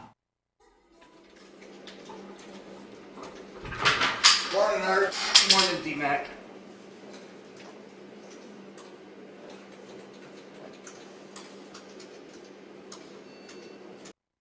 Welcome back, everybody. You're tuning into the Morning Woodward Show right here on the Woodward Sports Network. All right, before these guys get into their top 10 NFL teams, I got to tell you about my number 1 NFL team, the Detroit Lions. Obviously, and where you can come hang out with us during the game. Join Woodward Sports and Jim Beam, at the Brass Rail downtown, starting live at the 2-minute warning of every Lions game. Stick and Anson will be there for the Lions postgame show, covering all of the highlights and the fan reactions. And when I tell you these fan reactions are priceless, I hope you guys saw the video that Stick clipped from over this weekend of their reaction when that 66-yard field goal happened. It was literally priceless. Check it out on our Twitter if you haven't already. But like I said, they will be there for every Lions home and away game. So come watch the game. Join in on the after party with a VIP area for Woodward sports fans where there's pizza and drinks, all the good stuff. Make sure you tune in and come hang out for the official postgame of Detroit Lions football at Brass Rail. All right, so you guys have your top 10 teams. Jeff, let's start with you at number 10. Number 10 for me, I'm going to go with the San Francisco 49ers. I think they're in that top 10. Their defense has been questionable, but they've been able to win ball games. They just lost to the Green Bay Packers, but I believe they bounce back. I got them at 10, and we'll see if they move up any more throughout the season. All right, I'll do 10 and then I'll do 9. My 10th team in the NFL right now is the Baltimore Ravens. Last week, I had them at 8. They're going to drop a few spots. They should have lost to the Detroit Lions. They didn't look all that great. Granted, Hollywood Brown really cost them that game. Let's be real here. Regardless, the second half was pedestrian. Like, they mailed it in. I wasn't really happy about it, but you know what? They're 2-1. Lamar Jackson's their quarterback. I like them. They're going to stay at 10. Number 9, a team that's been number 9 every single week that we've done this, the Arizona Cardinals. They're not changing. They're staying at 9. Again, they barely get by. They barely got by against Minnesota. Took a last-second missed field goal for them to walk out with a win. They need a second-half comeback against Jacksonville, who aren't all that great. They're not 0-3. The Cardinals improved to 3-0. I think they're more so pretenders, but I got to have them at number 9 this week in my power rankings. Jeff? My 9, and hey, this is a shock for me, but this is a team I believe will play better as they move through the season. I got the Green Bay Packers at number 9. They just beat the San Francisco 49ers, and I think offensively they can compete with any team in the league. It's what that defense can do, which they did their job against Jimmy G and the 49ers. So for the first time ever, I have an NFC North team in my top 10, 9 Green Bay Packers. All right, perfect. Number 8 for me this week, a team, again, that barely lost. I was high on them. They were number 7, I believe, last week in my power rankings. They're going to fall back a spot because I think they lost to a very good football team, and that is the San Francisco 49ers. Jimmy Garoppolo really looked like himself for the first time in a few years now. He's healthy. He's moving the ball downfield. George Kittle got involved. I really like what I'm seeing out of San Francisco. Poor defensive play really cost them the game, but hey, Aaron Rodgers and the Packers were resilient. Got to give the Packers credit there. But this week in our power rankings, I have the 49ers at number 8. My 8 is the Las Vegas Raiders. They're undefeated. I think once Josh Jacobs gets back, they're a good team. There is teams in front of them that I believe can beat them. But ultimately, I'm going to put some respect on Las Vegas Raiders' name. I got them in my top 10. I know you have them higher. But as of right now, they're 8 on my list. All right, cool. Number 7, I've got the Las Vegas Raiders. They were 6 last week for me. Unfortunately, I have to bump them a spot because the team I'll announce next really stood out for me this week. They played a fantastic ball game. I can't not have them at 6. So at number 7, the Las Vegas Raiders, 3-0 for the first time since the year they won the Super Bowl. So my 7, this is tough for me because they're undefeated right now, but I got the Arizona Cardinals. I had them above the Los Angeles Chargers, but I believe the Chargers playing some good football behind Justin Herbert, and they just took down the Kansas City Chiefs, who offensively don't look like they can be stopped. So, you know what? I'm going to put some respect on the Chargers' name. I got them at 7 on my top 10. Or, I'm sorry, the Arizona Cardinals at 7 on my top 10. All right. Number 6, the Green Bay Packers. Okay. They deserve to be here. They had a catastrophic opening game. They bounced back, yes, at home in Lambeau against a Detroit team nobody really expected to win. But you know what? They won the second half 21-0. Everything should have mapped out on Sunday night where the Packers lose that game, and they didn't. And I haven't seen the Packers be this resilient in years. I'm very happy with what I saw. I'm very impressed with Aaron Rodgers and Matt LaFleur. Got to give them credit. They're 2-1. They're the number 6 team in my power rankings this week. I'll go Los Angeles Chargers as my number 6 team. They just beat the Kansas City Chiefs. Justin Herbert looked good. I love what Brandon Staley's building in Los Angeles. And even with, they have a good defense, obviously, but Austin Eckler was banged up to start the season. He's playing well. Keenan Allen looks like him and Justin Herbert have a connection there. So I got them respectfully in my top 10. They're 6 for me. So yeah, what's your 5 or your 6? I don't know if you told. I think you said your 6. So now already. we're getting into top 5. I gave 6, but before we get into the top 5, let's recap. Okay. Our top 10 to 6. All right. I've got Ravens, Cardinals, Niners, Raiders, Packers. Yourself, who do you got? I got 49ers at 10, Packers at 9, Raiders, Cardinals, then Chargers at 6. All right. Now, I'm going to... maybe I should have put them at 9 or 10. I really should have. But I'm just going to give you guys a spoiler alert. Kansas City are not in my top 10. The Chiefs are not in my top 10. At number 5... They haven't been playing like it. At number 5, I've got the Los Angeles Chargers. They were number 5 the week prior. They're going to move up to 5 after they dropped after a bad loss to Dallas. I'm putting them back at 5. Justin Herbert is the legit. He's legit. He's elite. He's the real deal. I love this Chargers team. I told you, Anthony Lynn cost himself a really good job last year because the roster was stacked and he shouldn't have lost all the games he lost early on in the year. They got it together late in the year, granted with a rookie quarterback, but still. This would have been a great head coaching gig for Anthony Lynn. And now you see what Brandon Staley is doing? My goodness. I am in love with the Los Angeles Chargers. Jeff? So for 5, this was tough for me because I wanted to put the Chiefs here, but they beat the Cleveland Browns. Don't forget that. So I have the Cleveland Browns at 5 on my list. They just beat a Chicago Bears team. Okay, good win. But we'll see. Just in terms of talent, I have them as a top 5 team in the NFL. So at 5, I have the Cleveland Browns. All right, cool. Number 4, I have the Cleveland Browns. Okay. 2-1, good football team, best offensive line in the league. Myles Garrett is on a mission this year. Just came off a 4.5 sack performance against Chicago. Cleveland can run the ball. Odell Beckham came back, looked really good. He was a deep threat for Baker. I like what I'm seeing out of Cleveland. I would say division favorites along with Baltimore. Cleveland, for me, the number 4 team in the NFL. Number 4 is Kansas City. I still have respect. I get why they're playing like they should be in this top 10 list, but nonetheless, people forget they dropped 2 games. They can claw back and get wins throughout the rest of the year, and I believe the talent on this team is just unmatched. I mean, yeah, they lost to the Chargers. Very good defense with the Chargers. I mean, Patrick Mahomes essentially threw that game away with some bonehead decisions. A horrible no-look pass he should have never attempted, and another interception that was just unfortunate. So I have the Kansas City in my top 4. I almost put them at 5, but they did come back and beat the Cleveland Browns, so I had to give them an edge. But I know you don't have them in your top 10, but I got them at 4, Kansas City. I'm sorry. Well, look, there are teams that are playing better than Kansas City are right now. I'm sure they'll probably win next week maybe, and everybody will be back on their Super Bowl favorites. They're not getting to the Super Bowl this year. They're not. Buffalo are more likely to go to the Super Bowl. I would take Baltimore over Baltimore? Over Kansas City. I disagree. I would take Cleveland over Kansas City.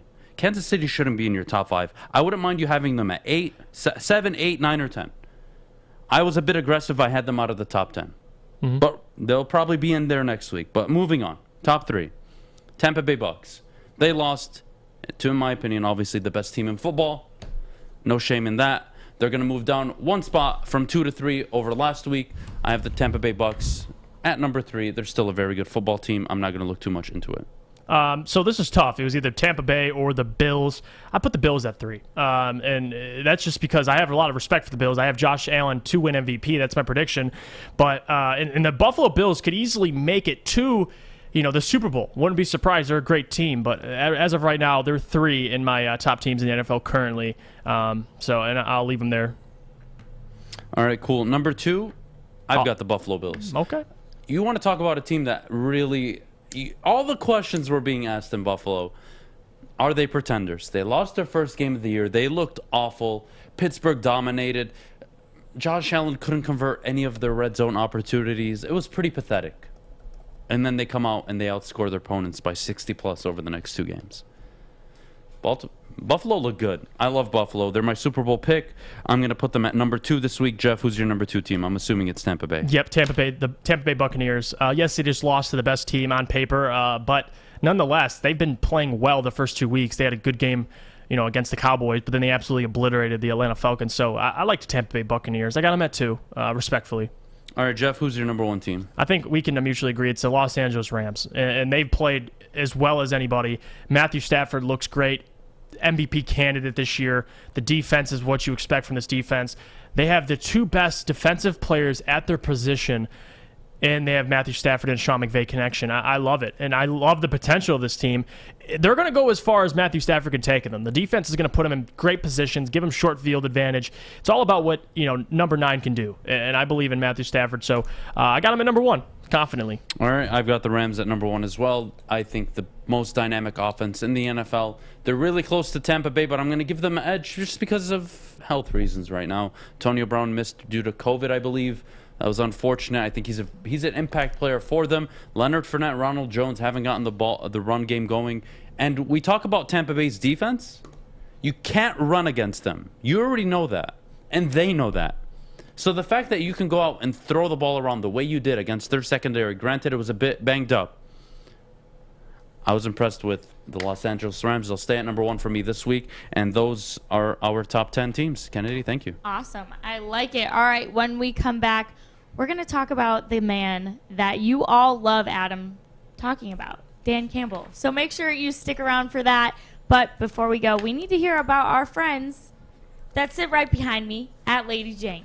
Yeah, if you need a haircut, which, you come to Lady Jane's. They're open, 7 days a week, 10 to 8. Anytime you walk in, you sit down in one of these lovely chairs. You get to watch TV, watch some Sports Center, whatever you want to do, and you walk out with a fresh haircut.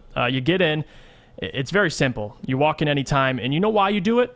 You're asking me why? It's because it's wicked awesome. Come in now. Tony is a 3rd-generation logger that has a simple, practical approach to life and work. That's why his Coast DX342 knife is perfect for him. The stainless steel blade is rust resistant and made for all-weather use. And the double roll-lock safety ensures that it will never inadvertently close when he doesn't want it to. That's why Coast is trusted tough. Welcome back, everybody. You're tuning into the Morning Woodward Show on the morning. Oh, jeez Louise, Kennedy. On the Woodward Sports Network, featured on the Roar 93.5 FM, 99.1 FM, and 94.7 HD2.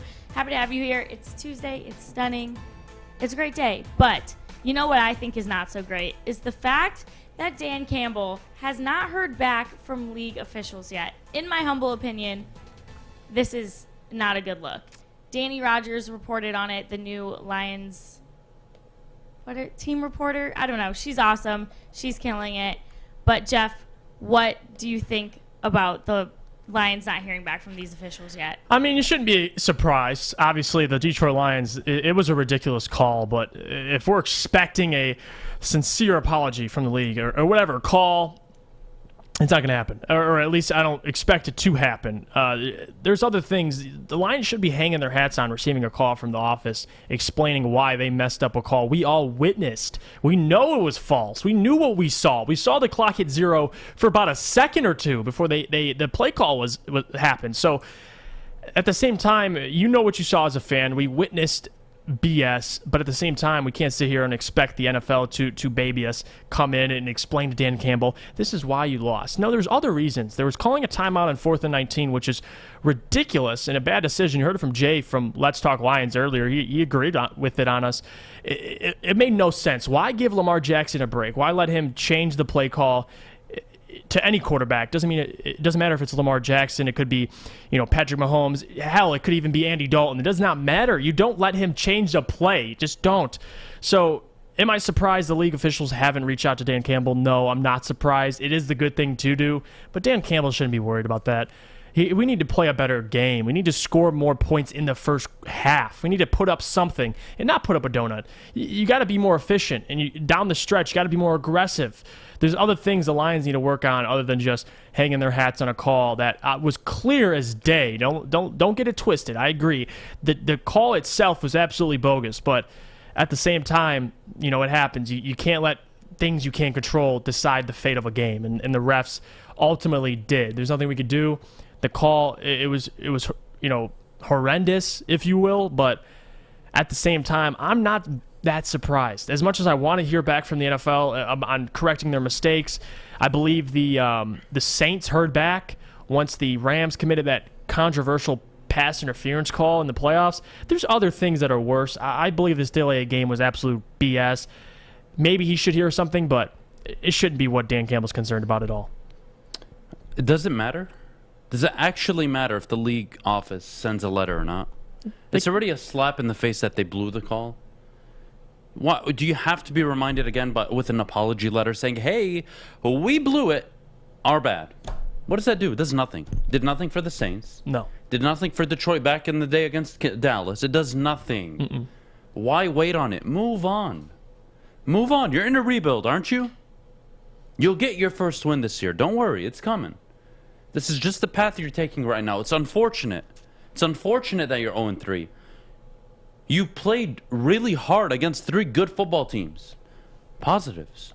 The defense finally took a step in the right direction. Positives. You already know and acknowledge that you have a dynamic backfield. Positives. You have a great offensive line. Top 10 easily. You have a great tight end. These are positives. Now let's see how A.J. Parker, Derek Barnes, Iffy. Well, Iffy's out for the time being, but still, you just pick a few players on defense and on offense and watch them grow. It's a rebuild year. And if you just drop the narrative that this team can actually win a significant amount of football games, anything over 6, my goodness, we will get along so well. Because this team right now is probably battling for the 1st overall to number 3, number 4 overall this year. That's the pick they're fighting for because they're going to lose that many games. They're just not good enough. So take away your positives and walk away. Don't focus too much on the negatives. Why? Well, it's kind of hard to judge a first-time head coach. Not an interim. Forget the interim stage in Miami. Head coach. His assistants. His coaching staff. His players. It's kind of hard to judge him year 1. And if you took anything from Mel Tucker's first year in Michigan at Michigan State, it was he beat Michigan. So he showed his intention. And if you look at Dan Campbell's first 3 weeks, they've been inconsistent, they've been awful, they've been horrible, but they've also been in the games at certain points. They've really fought. And that you can just put as a building block. And then when you add the fight with better talent, you have a better football team. So why don't we just move on from the league office? Do yourselves a favor. Forget about it. It happened. Things happen. Move on. It's actually not that important. If you're a Lions fan, you have a lot more to worry about then if the league office sends you an apology letter, same for Dan Campbell, who cares? It is actually not that important.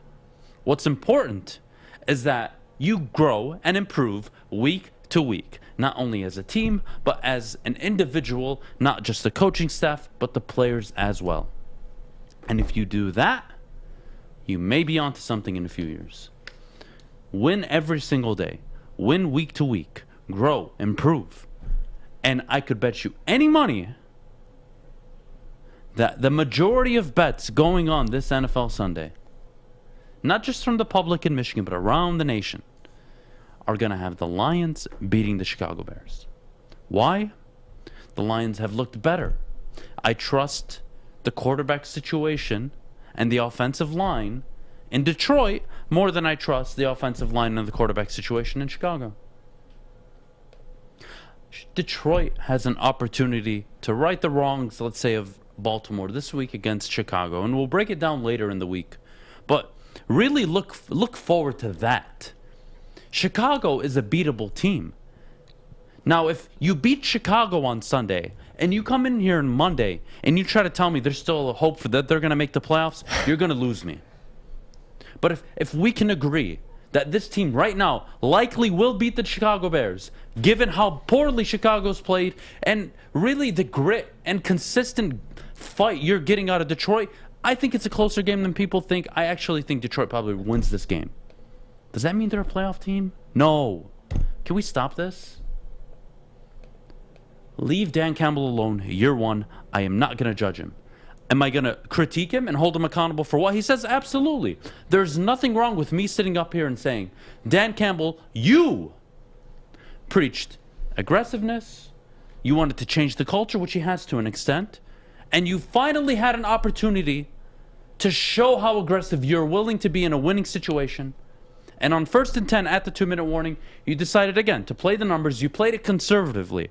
Is it really unfortunate that you actually lost that game? Yeah. The odds of you losing that game were literally 0.01. But you played it conservatively. That was the issue, not the outcome, guys. Listen, please. If Dan Campbell just sticks to his forte and what he's promising and what he's working on delivering, I have no issue with it. But please, for goodness sake, don't tell me you plan on changing the team, and when given winning situations, you're going to be aggressive and take it to the opposing team. You back off from that. Granted, again, we can keep talking about this. Well, they made them burn the 3 timeouts. I got it, guys. I got it. It's not the point here. I could care less if they won the game or not. I could care less if they lost it. The point is, are you sticking to what you're preaching? Because that's how you lose a locker room. That's why Jim Schwartz lost the locker room, and that's why Jim Caldwell lost the locker room. To an extent, Caldwell, not so much as Jim Schwartz, but the point I'm making is you saw your team fold in big game situations under Jim Caldwell. You weren't aggressive enough. You didn't go for it in Dallas. You didn't go for it on 4th and 1. You punted. Dallas went down and scored. Why didn't you go for it? You were in their territory. What stopped you from taking... This is what I mean by not being aggressive. That's all.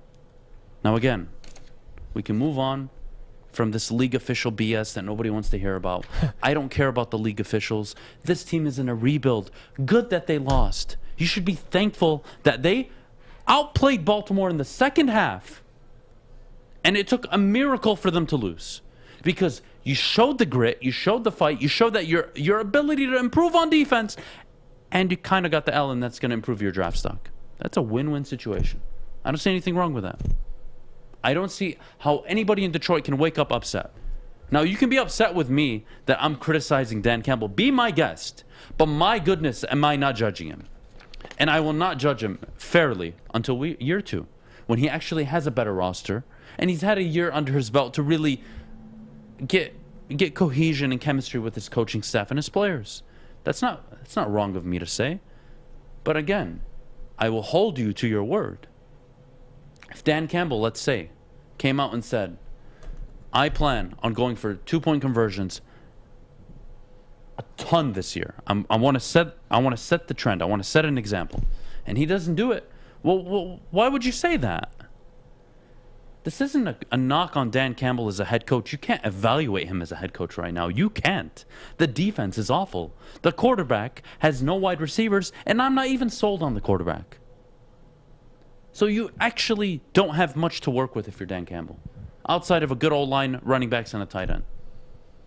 So anybody judging Dan Campbell, I would laugh at. But if you're not entertaining at all criticism throughout the season, my goodness, I feel bad for you. If you can't have constructive conversations about things that actually happen and things that were actually said. Kennedy, what do we do about the league office? Don't ask me. I still like Sheila, so I'm still a Caldwell fan. So when you come at him, I still get upset. I still think we shouldn't have gotten rid of him. So I'm not the one to ask, clearly. But coming up next, we're going to talk about, are the Lions cursed? And I'm going to have to shout out our friend Joey while we do this. But before we come back, let's hear about Adam's favorite people over at BetQL. All right, guys, BetQL, you want an advantage over your sportsbook, you need to download the BetQL app today. It's the only bet you'll need to make smart bets. It's the only app. Now, their bet computer model scans over 350,000 unique bets per year to give you the best recommendation for every single game. Plus, their platform has all the data and analytics you would ever ask for, and you can compare them across all the sport books regardless of what you use. Head to BetQL.com and use code WSN for 25% off your subscription. Okay, you thirsty little spin goblins. I want you to pedal into the next dimension. Spin it! Spin! Spin! Uh-oh! Carmen's falling behind. Let's give her the hiss of shame. Spin! Spin! Spin till you bleed! Don't ride the bike of shame. Come to Planet Fitness and find your own lane with tons of equipment, free fitness training, and no hissing. Join today for just $10 a month. Welcome back, everybody. You're tuning into the Morning Woodward Show on the Woodward Sports Network. All right, so we're going to talk about, are the Lions cursed? But first, I want to plug Joey because he made an awesome video. It's on our TikTok if you want to check it out. He went around the Lions game on Sunday and asked people if you had to describe being a Lions fan in one word, what would it be? And people were like disappointed, patient, etc. And one guy in the video said cursed. And the comment section went nuts because everyone was like, the guy that said cursed nailed it on the head. The Lions are cursed. And then Jeff sent us a tweet in our Woodward Sports group chat last night. Jeff, do you want me to read it, or I don't want to take your clout because this is a great tweet and it really wraps it all up for us. You can read it. You can read it. Okay. Let me pull it up for you guys. But basically confirmed. I mean, we'll have the discussion, but here it is.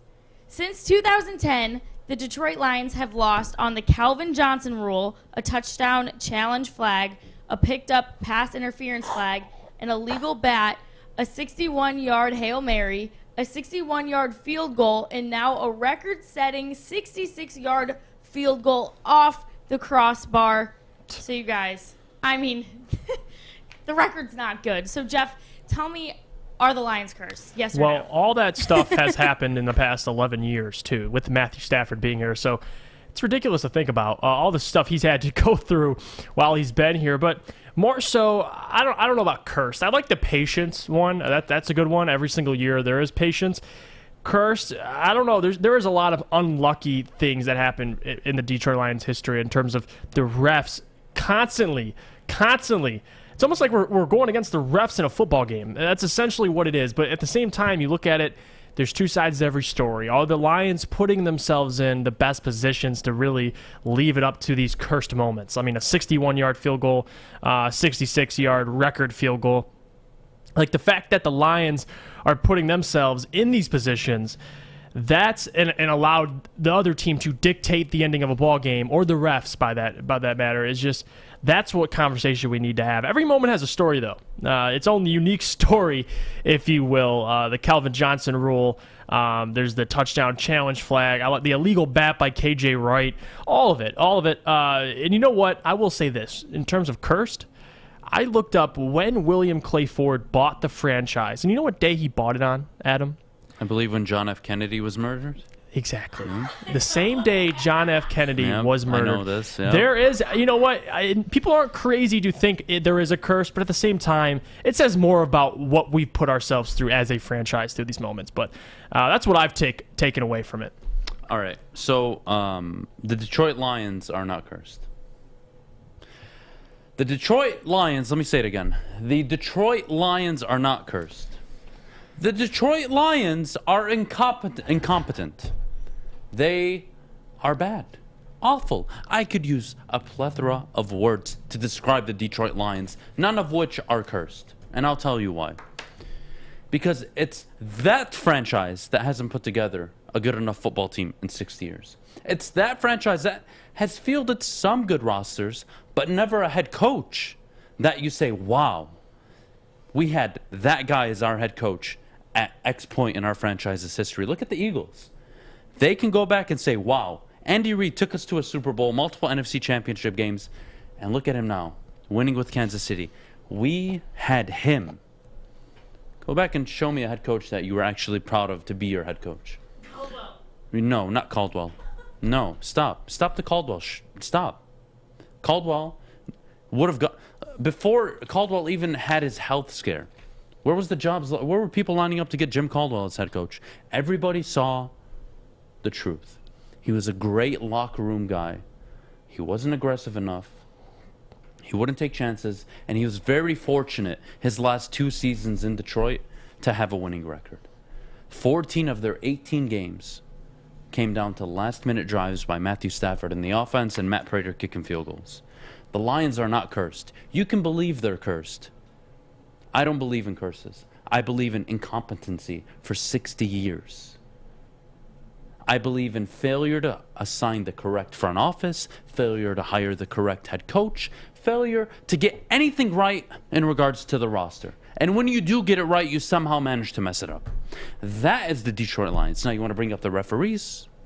Well, unfortunately for you, other franchises have had just as, if not more critical, unfortunate errors happen to them. And we'll just go by recent example. The New Orleans Saints were costed a Super Bowl appearance. Big moments, yep. You lost a Week 3 game against the Ravens? Oh, you lost in the wild card round to Dallas. Wow. So sorry. Get over yourselves. The Lions are not cursed. They're just an incompetent franchise that hasn't gotten it together for 60 years. And this is maybe the first time in my lifetime I'm actually confident in the GM. And ideally, the head coach turns out to be one of those guys where you look like, wow. Wow, we had that guy as our head coach. Look at the Washington football team now. Look how dumb they feel. They had Matt LaFleur, Kyle Shanahan, and Sean McVay all as assistants. And they couldn't figure out putting them as head coach. No, they got Jay Gruden, Ron Rivera. Congratulations. Congratulations. They feel dumb. It's not about being cursed, guys. It's about not being able to make the correct decisions. Agreed. And that's what's cost the Detroit Lions for 60 years. I could care less that they lost to Baltimore. I'm not mad that they lost to Baltimore. What I'm upset with is you had an opportunity to go for a first down that has you kneeling for the game. You kneel to kick the field goal if you get a first down. And if you don't, either way, you were giving the ball back to Lamar Jackson based on your model. Granted, again, I know the odds were so in favor of Detroit. But come on, guys. This is not a cursed franchise. Get over yourselves. You're not cursed.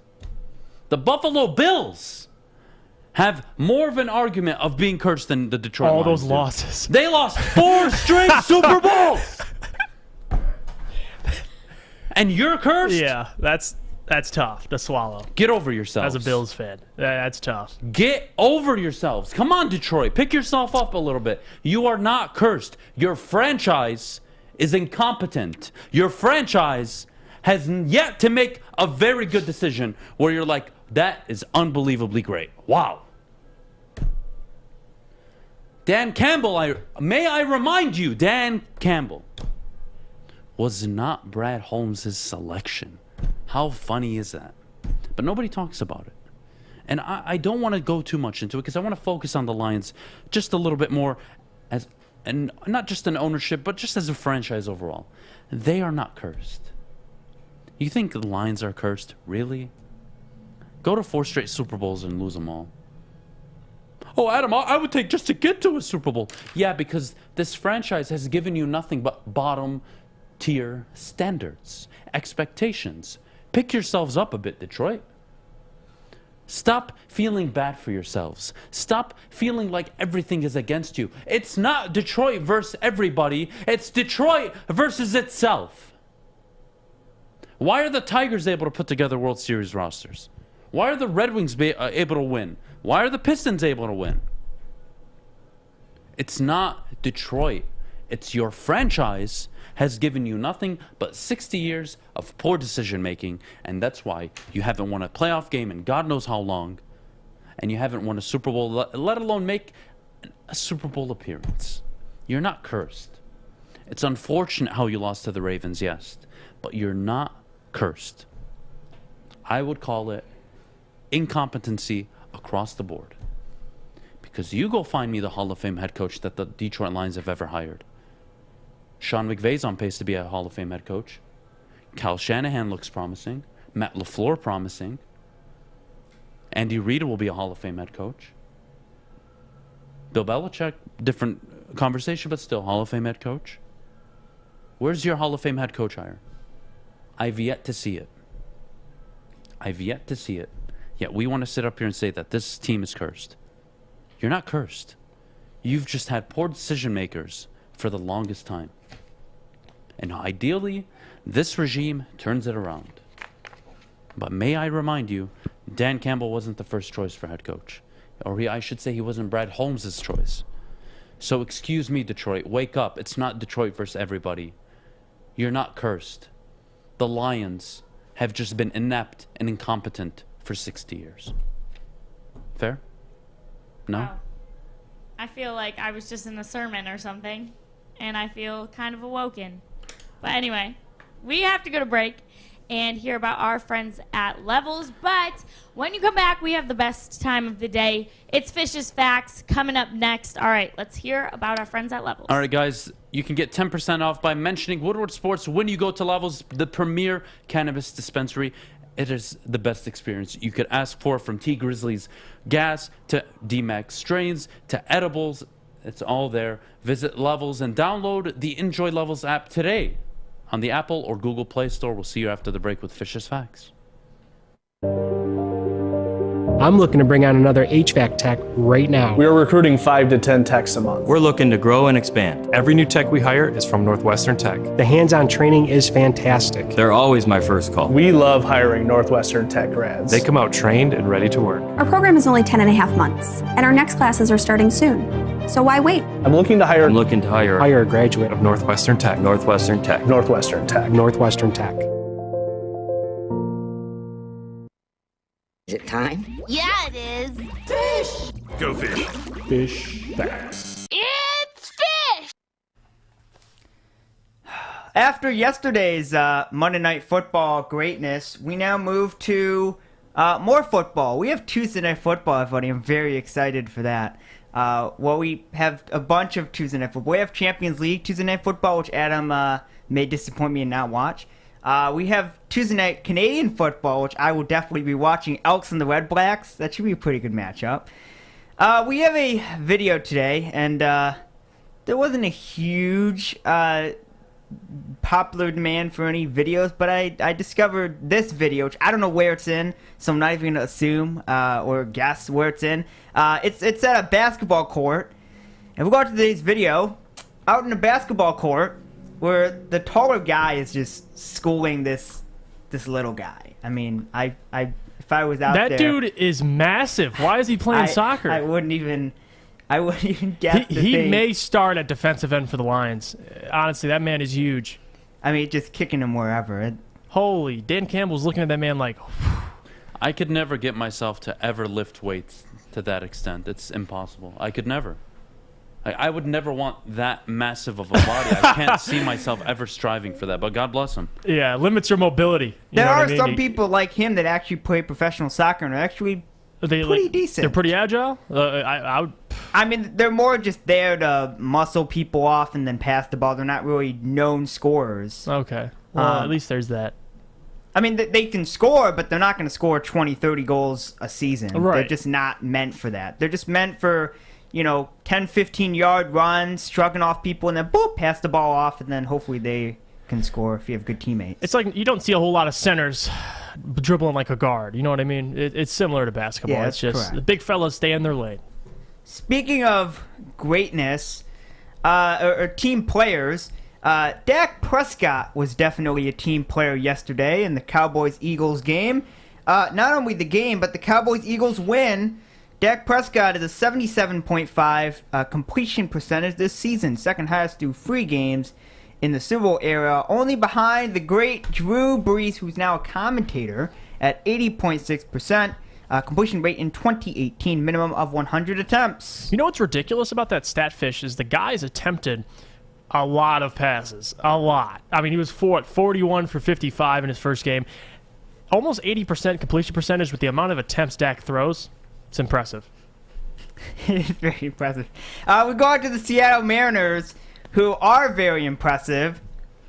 And they have made the playoffs. They last made the playoffs in 2001. They are now just 1.5 games back in the wild card race. This is just the third time during the 20-year drought that they've been this close to a playoff spot with 5 games or fewer left in the season 2014-2016. So talk about the Lions being cursed.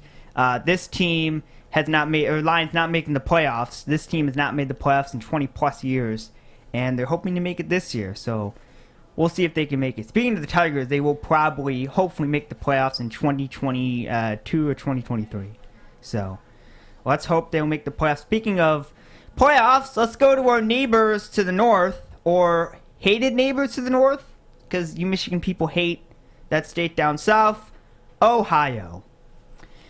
Bradley Zimmer, home run off Kyle Zimmer, is the 4th instance in modern era since 1900 off a player homering off his brother, along with some other names that have homered off their brothers, which is not that common. Joe and Phil, and Nicaro, Rick and Wes Farrell, not Will Ferrell, and George Stroval and Jesse Stroval. 1904, 1933, and 1976. He plays on the Indians, by the way. Or soon to be the Guardians coming up at the start of 2022, but you can still say Indians for another 5 or 6 games that they have left in the season. And no one will hate you for it, Fish. You know, if you say, some people might. That's a lie. There's a lot of people that will hate it. Well, what are you going to do? I mean, if you want to get punched in the face and say Indians, if you don't, then don't. Just say Guardians. We have birthdays today, which, by the way, Guardians are still in a dispute. Not allowed to talk about it because the roller derby team technically still has the right to the Guardians. Okay, we have birthdays today. And speaking of birthdays, today is the 28th of September. By the way, Friday is October.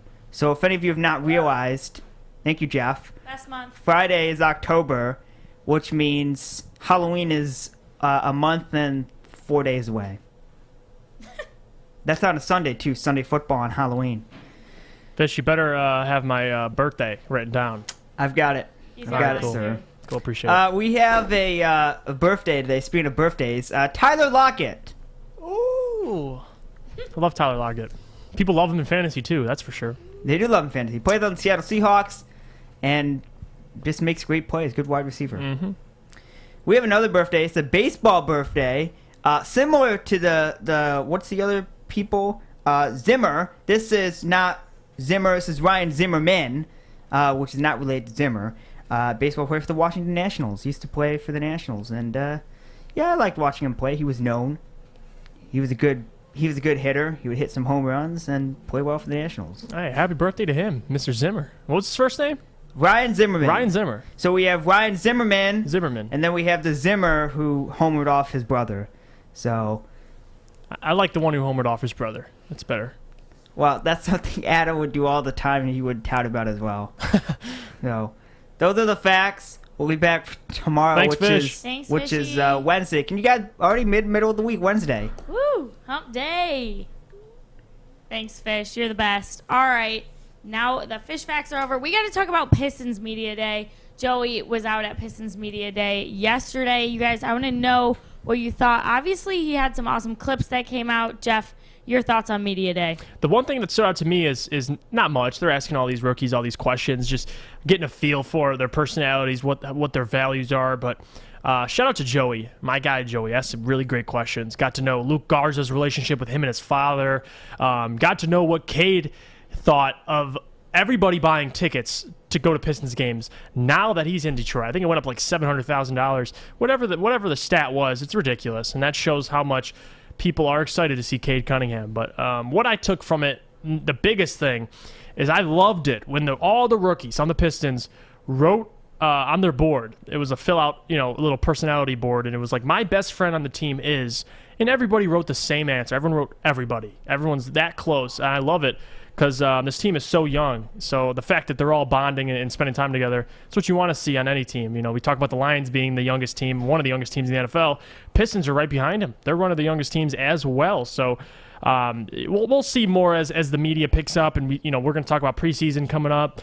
But in terms of Media Day, it's great, and I wish I could have been down there. Joey did a great job asking questions and just get a personality of these guys. So, Luka Garza is one guy that I've been a huge fan of ever since he came to the city of Detroit, and his relationship with his father. His father's always interacting with our Twitter page, always showing love. And actually, I did not know this. I see his father working out with him all the time on Twitter. His father actually taught him how to shoot when he was younger. He got him into getting his jump shot down. And look at the shooter Luka Garza has become now. He's going to be a great player for the Detroit Pistons. I'm so excited to have all these guys. Isaiah Livers, they're all studs to me before they even get on the floor. I love what Troy Weaver's doing, what he's building. And once this season starts, even preseason, man, it's going to be great to see these rookies play. I mean, we saw it in Summer League. Some things, we didn't get to the finals like we all expected, but nonetheless, you have to see a lot of guys grow. And that's what you got to hang your hat on, is what these players develop into, because a lot of them are going into their second or third year. So that's what you want to see. What does Saban Lee become? What does Sadiq Bey become? What does Isaiah Stewart, Killian Hayes, just the squad as an entirety? So that's what I'm looking forward to. That's what I took away from Pistons Media Day. I'm a big fan of Luka Garza, big fan, obviously, of Cade Cunningham. We could talk about that all day. But what stood out to me is, if you guys saw the Jalen Green Houston Rockets Media Day, first answer that comes out of the guy's mouth has to do with the city of Detroit and not being taken number one. So he's so salty. It makes zero sense. I think his first answer, dude, ask him a question about the Rockets. I think the first question they asked him was, what do you think about not going number one? I was like, of course. Because that's all that's relevant for Jalen Green right now. Nobody gives a rip about him. Why? Because he's playing on a Houston Rockets team that'll probably win 12 to 20 games. Nobody cares. Nobody cares. I agree. I hate how he spins it. He's like, are you upset you didn't go number one? And his answer immediately was, I'm going to show them. Enough of the showing. Just go out and play. If he went 24th, he can show the league. Yeah. But when you go number 2 overall, my goodness, shut up. You sound like Josh Rosen. What did he go, 7th? Yeah. 7th overall? I'm going to make all these teams pay. I'm going to make those 6 teams pay. I'm going to be even super. Shut up. Done with it. Shut up. Done with it. Please do yourself a favor. Focus on yourself and try to develop into the star player that they believe you can be. That'll be good for your future, your family's future, and Houston. Outside of that, just shut up. Way to catch yourself. I call myself. There you go. I would have agreed with him if he finished. I would have agreed. No, me too. I would have agreed.